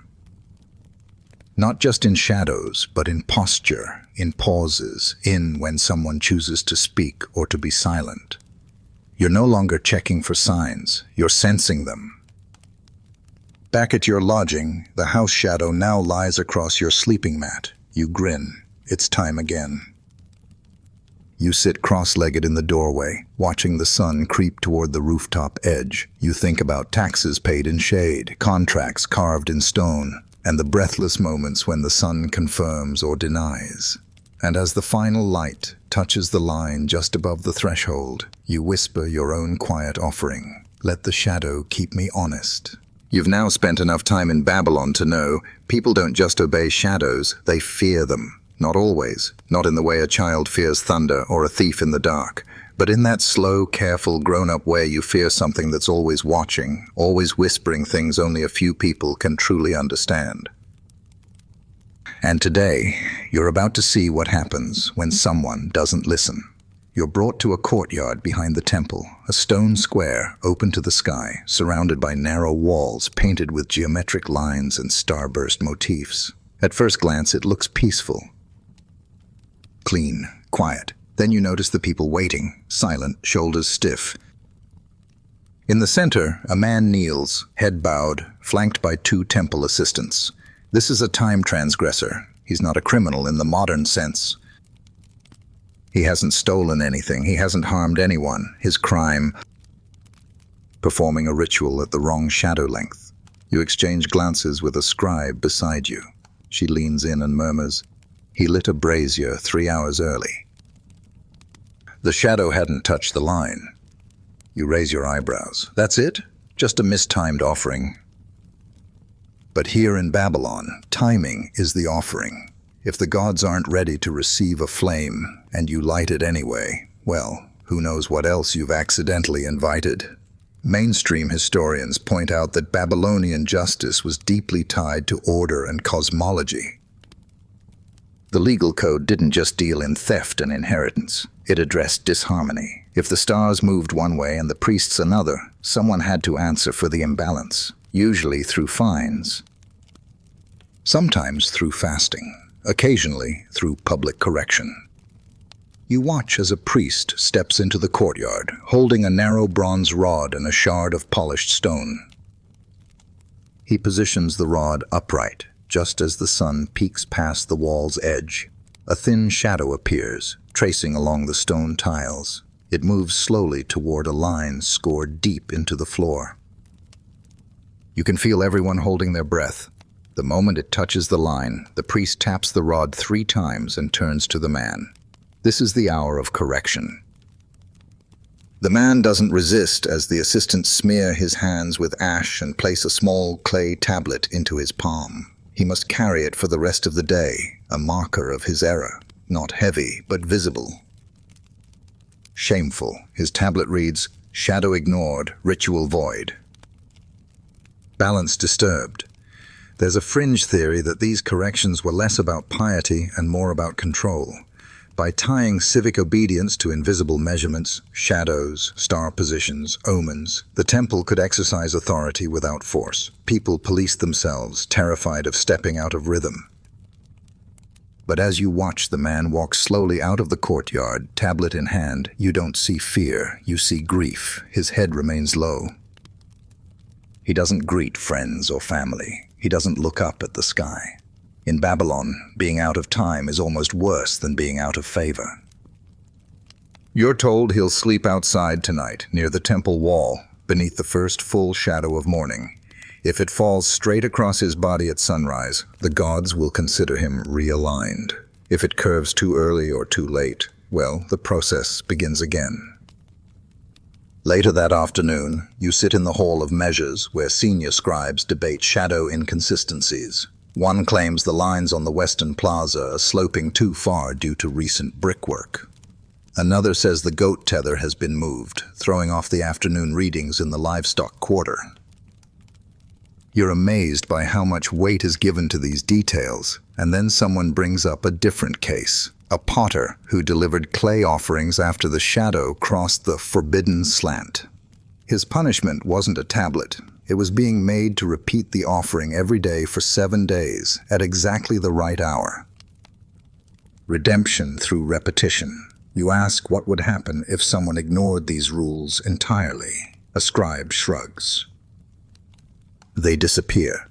You don't ask whether he means socially or spiritually. You suspect it's both. As the sun begins to set, you pass the man with the ash-smeared hands again. He stands near the temple wall, waiting for the first shade of dusk to touch his feet. He holds the clay tablet in both hands, as if offering it not to the gods, but to the shadow itself. There's something ancient and heartbreaking about it. And yet, as the last light curves past the wall and lands cleanly across his toes, you see him exhale, just once, but deeply. The tablet falls from his hands and shatters on the stone. A temple youth nearby sweeps it away with practiced motion. No one claps, no one congratulates, but the rhythm accepts him again. You return home in the cool blue dark, stepping carefully over cracks in the paving stones, watching your own shadow disappear bit by bit as lanterns flicker on. You wonder how many times you've moved out of sync today, how many steps you took too early. How many glances were mistimed? In Babylon, time isn't just a river, it's a mirror. You're woken not by bells, not by birdsong, but by voices, soft, steady chanting rising like steam through the walls. Today is not a market day, not a feast day. It is a day of atonement by shadow, a quieter sort of holy time in Babylon, one that doesn't bring parades or food stalls, but silence, reflection, and subtle alignment. You step out into a city hushed not by decree, but by consensus. Doorways are draped in linens. Windows are left half-shuttered. People walk slower, more mindfully, and you begin to notice something strange. No one steps on a shadow. Not even their own. It takes effort. Sideways steps, long arcs, awkward pauses at corners. Children are taught from sunrise how to trace their path along walls and smooth tiles to avoid interrupting any cast line. When you ask a passerby why, she simply says, "The shadows are carrying yesterday." You follow the movement to a plaza near the Temple of Adad, where today's main observance will take place. It's not a ritual in the traditional sense. No drums, no flame, no sacrifice. Instead, people gather in complete stillness as a large, flat stone is uncovered in the center of the square. On its face are inscribed all 12 months of the Babylonian calendar, arranged in a circle. At its center, a narrow vertical rod. A penitential gnomon. As the sun rises, its shadow will pass across the names of the months, stopping briefly on each one. The belief is that wherever the shadow lingers longest is where the city's misalignments originated. It's not blame, it's balance. Babylon doesn't seek guilt, it seeks recalibration. Mainstream historians have long puzzled over this ritual. Some call it a metaphor for agricultural correction. Others argue it was a psychological tool, letting citizens transfer communal anxiety onto a neutral force, light. Either way, it works. The square holds its breath as the shadow begins to move. First it crosses Du-Uzu, the high heat months. Then Tashritu, the time of new beginnings. But just as it nears Arasamna, the month of fading light. It pauses, lingers. Everyone sees it. You glance around. No one panics. No one gasps. They simply bow their heads, as if the sun has named something they already suspected. An elder scribe steps forward and marks the spot with a smudge of ink. Then he speaks the simplest phrase in the Babylonian tongue. So noted. That's all it takes. The city will adjust accordingly. That month's readings will be reviewed. Offerings will shift, some events postponed. It's like moving furniture inside the calendar. You're invited to take part in the next step, the tracing of the transgressions. Down a narrow alley, beneath an overhang designed specifically to cast long, crooked shadows, you find a wall covered in etchings, dozens of tiny notches and symbols. Each represents a moment someone thought they might have lived out of sync. Not actual crimes, just confessions. One says, "Spoke before my brother's shadow left my door." Another, "Lit the lamp before the prayer line was touched." These aren't rules written by law. These are intuitions made visible. The idea is to record them and let them dissolve. Sunlight itself will erase the wall by mid-afternoon. No punishment, no follow-up, just release. There's a fringe theory that Babylonian psychology revolved around these minor daily moments of alignment or disalignment, that people learn to self-regulate through subtle ritual, recalibrating not by force, but by watching light fall and adjusting their inner balance to match. You believe it now. As you move through the city later that day, you notice things returning to their quiet version of normal. Merchants open slowly. Temple bells ring softer. A child practices walking backwards so his shadow never gets in front of him. You ask why. He says, "So it won't lead me wrong." Then he grins and runs off anyway. In the early evening, a group of women gathers on a rooftop to perform the closing chant of the shadow day. It's nothing complex, just a soft, repetitive verse meant to invite the shadow to rest. Stretch, shadow, and sleep. We've followed. Now lead no more. You find yourself humming along, the tune simple and circular, like a lullaby for the light. Back in your lodging, the house has prepared a tray of food arranged by angle, cheese wedges pointing north, figs aligned with the window slit, bread curled slightly to mimic the setting sun. You ask if this is tradition. They shrug. Only when we want the day to end right. You lie down that night with your mat tilted slightly more to the west than usual. You're told this helps realign your internal shadow. Whether or not it's true, you sleep better. And somewhere outside, the shadow of the ziggurat coils around the temple walls, settling like a robe around the sleeping city. No omens tonight. No judgments. Just the gentle exhale of a city that believes time, when treated with respect, always forgives. By now you know that in Babylon, even the smallest gesture is tied to some greater rhythm. A step taken too early, a sentence uttered before the right shadow angle. These are not trivial missteps, they ripple. They echo. And today you'll learn just how far those ripples can reach. You're invited to witness what the priests call a shadow rectification, not for an individual this time, but for a building. That's right. Structures too can fall out of temporal alignment. If the light falls wrong through a window, or a doorway's shadow touches an unlucky line at the wrong hour, entire households can begin to drift into misfortune. The afflicted structure is a grain storehouse in the southeastern quarter near the riverbank. You'd never guess anything was wrong just by looking at it. It's squat, sturdy, with thick walls and well-laid bricks. But within the past month, the grain has spoiled 3 times. Rats have burrowed in from unseen corners. A worker fell and broke his ankle. People are beginning to murmur. When you arrive, the priests are already there, 3 of them, dressed not in ceremonial robes but in the loose linen of workmen. One carries a copper square, another a wooden rod with a piece of string dangling from the top. The third holds a water bowl and a reed stylus. They begin by marking the current position of the sun's shadow along the outer wall.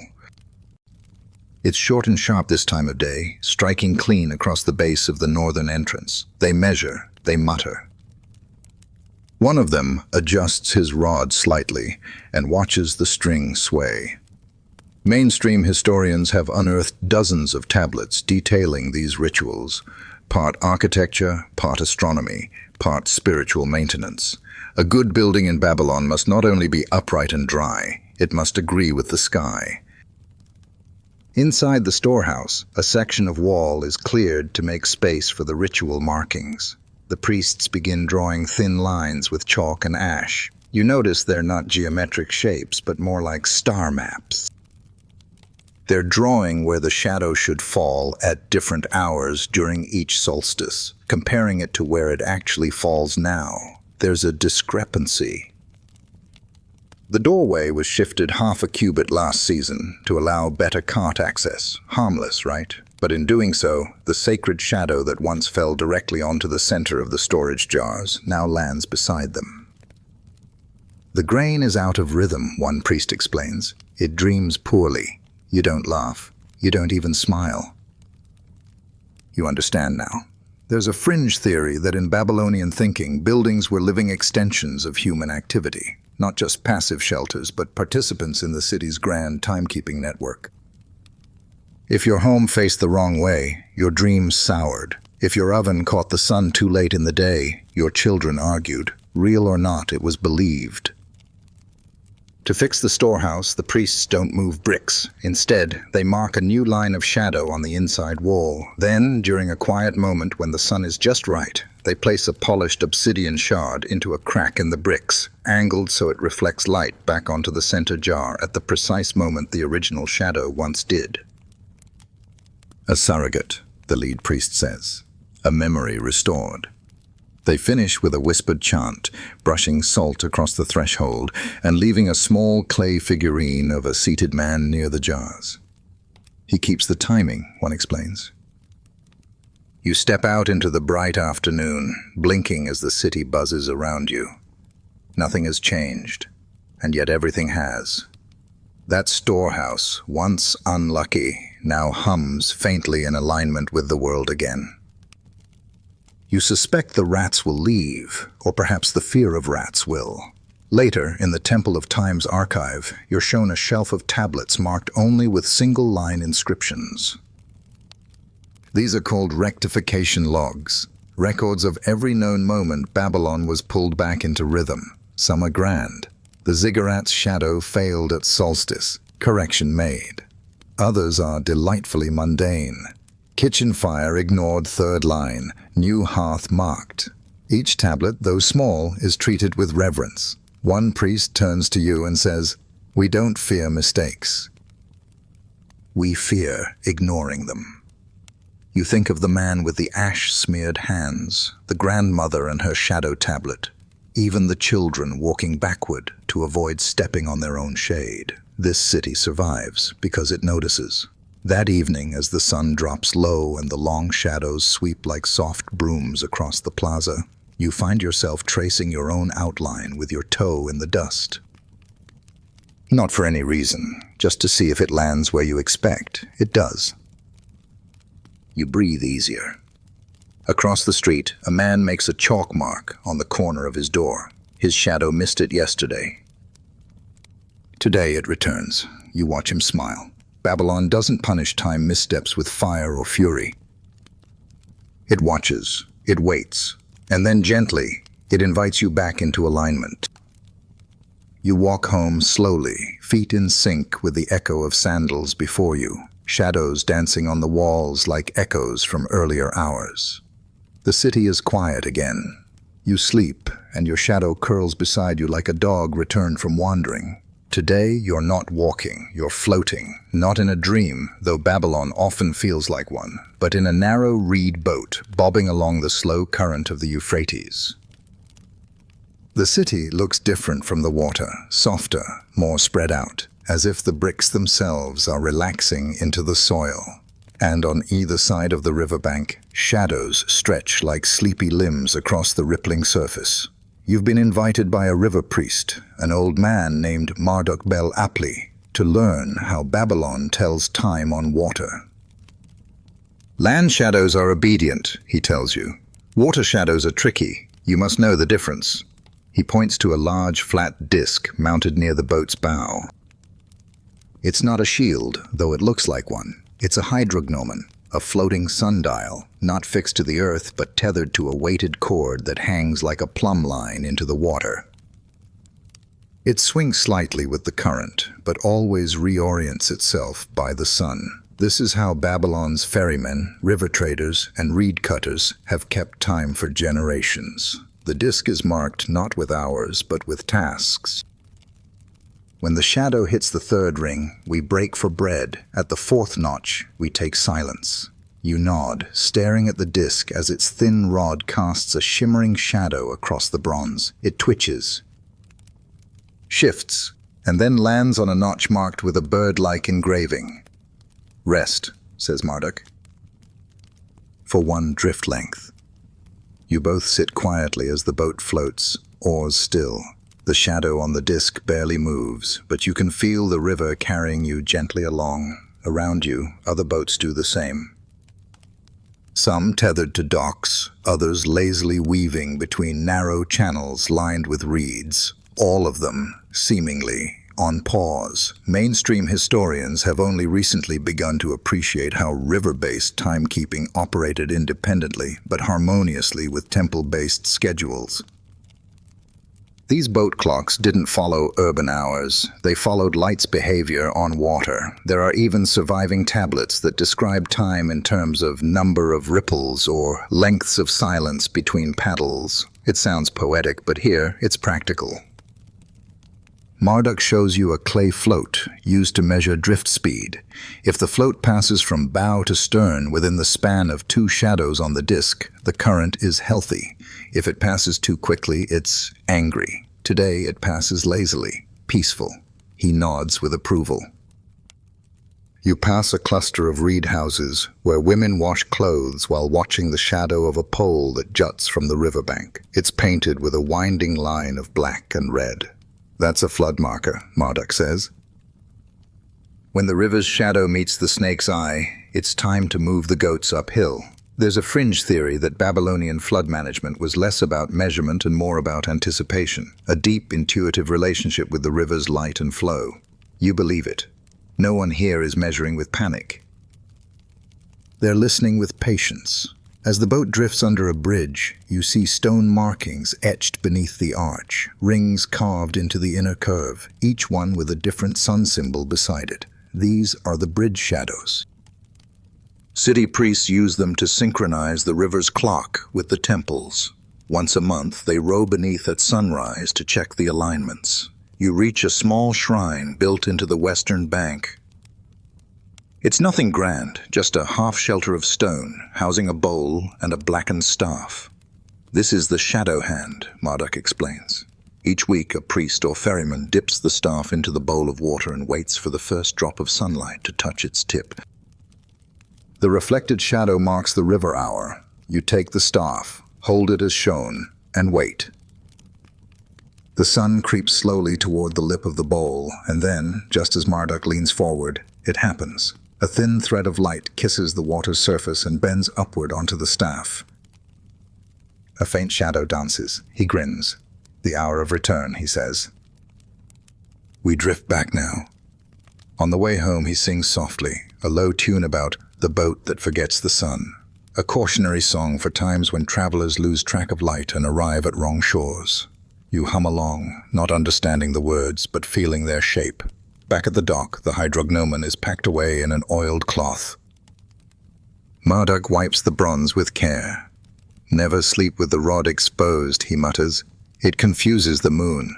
That night you write in your wax tablet, 'Even the river keeps time.' It just chooses not to hurry. And as you settle back onto your mat, tired from the sun and the sway of the water, you think about those slow-moving shadows, how they still told you what to do, when to rest, and when to go home. The city behind you glows faintly. The river beside you murmurs, and time once again flows on. By now, you've seen Babylon's time in stone, in water, in whispers and sunbeams. But tonight, it finally reveals its quietest clock, the body itself. You're led to a low, incense-thick room on the edge of the temple's medical wing. Inside, soft lamplight flickers against shelves of clay vials, copper instruments, and linen rolls. The air smells of crushed myrrh and something faintly sour, vinegar perhaps. Here, among the hum of sleep breathers and the soft murmur of tending hands, you'll witness the final, secret rhythm, healing by shadow. Your guide is a woman named Ninsun, an herbalist who's tended to Babylon's sick and sleepless for nearly 40 years. Time lives in the blood, she says simply, leading you past patients wrapped in gauze, many of them dreaming. But sometimes it forgets the beat. She places your hand gently on the forehead of a child lying motionless on a reed mat. Her skin is cool, but not dangerously so. The fever took her out of sync, Ninsun explains. We let the shadow walk her back. In the corner of the room is a narrow shaft carved into the stone ceiling, allowing a tight ray of sunlight, or moonlight, depending on the hour, to strike a marked portion of the floor. At this moment, it glows gold, right on schedule. Ninsun adjusts the child's body until her wrist rests directly within the beam. The pulse will tell us when she's aligned again. You sit in silence, watching the thin light quiver on the girl's skin, watching Ninsun count. Her other hand taps gently, 3 fingers, 1 beat, then again. Over and over, the body, recalibrated by light. Mainstream historians once dismissed this as superstition, lumping it with charms and incantations. But more recent study of Babylonian medical tablets reveals something subtler. Diagnoses were often tied to time-based observations, which shadow a fever rose under, what angle the patient's gaze fell at when dizzy, even when a cough struck during the lunar cycle. It wasn't just medicine. It was temporal therapy. The girl shifts slightly. Ninsun smiles. She's moving with the light again. She places a small figure of clay beside her, a woman holding a lamp, to hold her place if the shadow slips. In another room, a man with weak breath is laid beside a copper bowl of still water. Reflected moonlight dances on the ceiling as priests chant in near silence. The theory that his lungs need to mirror the night's calm, not the day's frenzy. A fringe group of scholars calls this circadian mapping, a term Ninsun dismisses with a wave. It's just remembering when to rest. You're offered a seat near a wall covered in handprints, faded outlines made in oil, each one labeled with a time and ailment. They touch the wall when they start to feel wrong, she explains. Sometimes it's enough. You press your own hand there, out of curiosity. It feels warm. Later you help prepare bundles of sleep herbs, lavender, mandrake, and blue lotus. These are stored in baskets labeled not by plant name, but by shadow angle. These are for midnight cough, she says, handing you one. These for dreamless sunset. The idea is that plants too retain the hour they were picked. You don't question it. You ask Ninsun what happens if someone refuses to follow the shadow's guidance. She doesn't frown. She simply says, then their pain loses its rhythm. And so does everyone around them. You think back to the storehouse, the courtyard corrections, the bridge shadows. It all connects. A city of humans and bricks and beams all nudging each other toward harmony. Or away from it. Just before dawn, as the lamps burn low and patients settle into easier breaths, Ninsun leads you outside to the temple roof. The sky is pale now, a soft silver. Below you, Babylon is still half asleep, shadows short and gentle. She offers you a small bowl of barley and dates. You eat together in silence. Then she lifts her arm. Her shadow stretches out beside her and touches yours. You're in time, she says. And you are. Now just breathe. Let your shoulders fall a little softer. Let your fingers uncurl. You've made it through a long, slow walk through a world built not just on bricks or gods, but on light and the way it moves. Babylon sleeps beneath you now, shadows pooled like soft cloth at the edges of every home, every alley. Somewhere a brazier smolders in a courtyard. Somewhere a temple bell rolls out one low note. Not to call anyone, not to wake them, but just to mark that the hour has passed. You don't need to remember every rod, every gnomon, every careful scratch in clay. Just remember how it felt when the shadow touched the line, exactly when it was meant to. How the city paused, how the people breathed together. How even your own footsteps fell into place with the quiet rhythm of time. If you listen closely, you can still hear the river murmuring, the pulse of the sundial, the faint chant of midnight healers coaxing dreams back into their proper place. So let the day go. Let the noise drain out. You are not behind. You are not ahead. You are simply in time. Close your eyes and let the shadow fall, sweet dreams.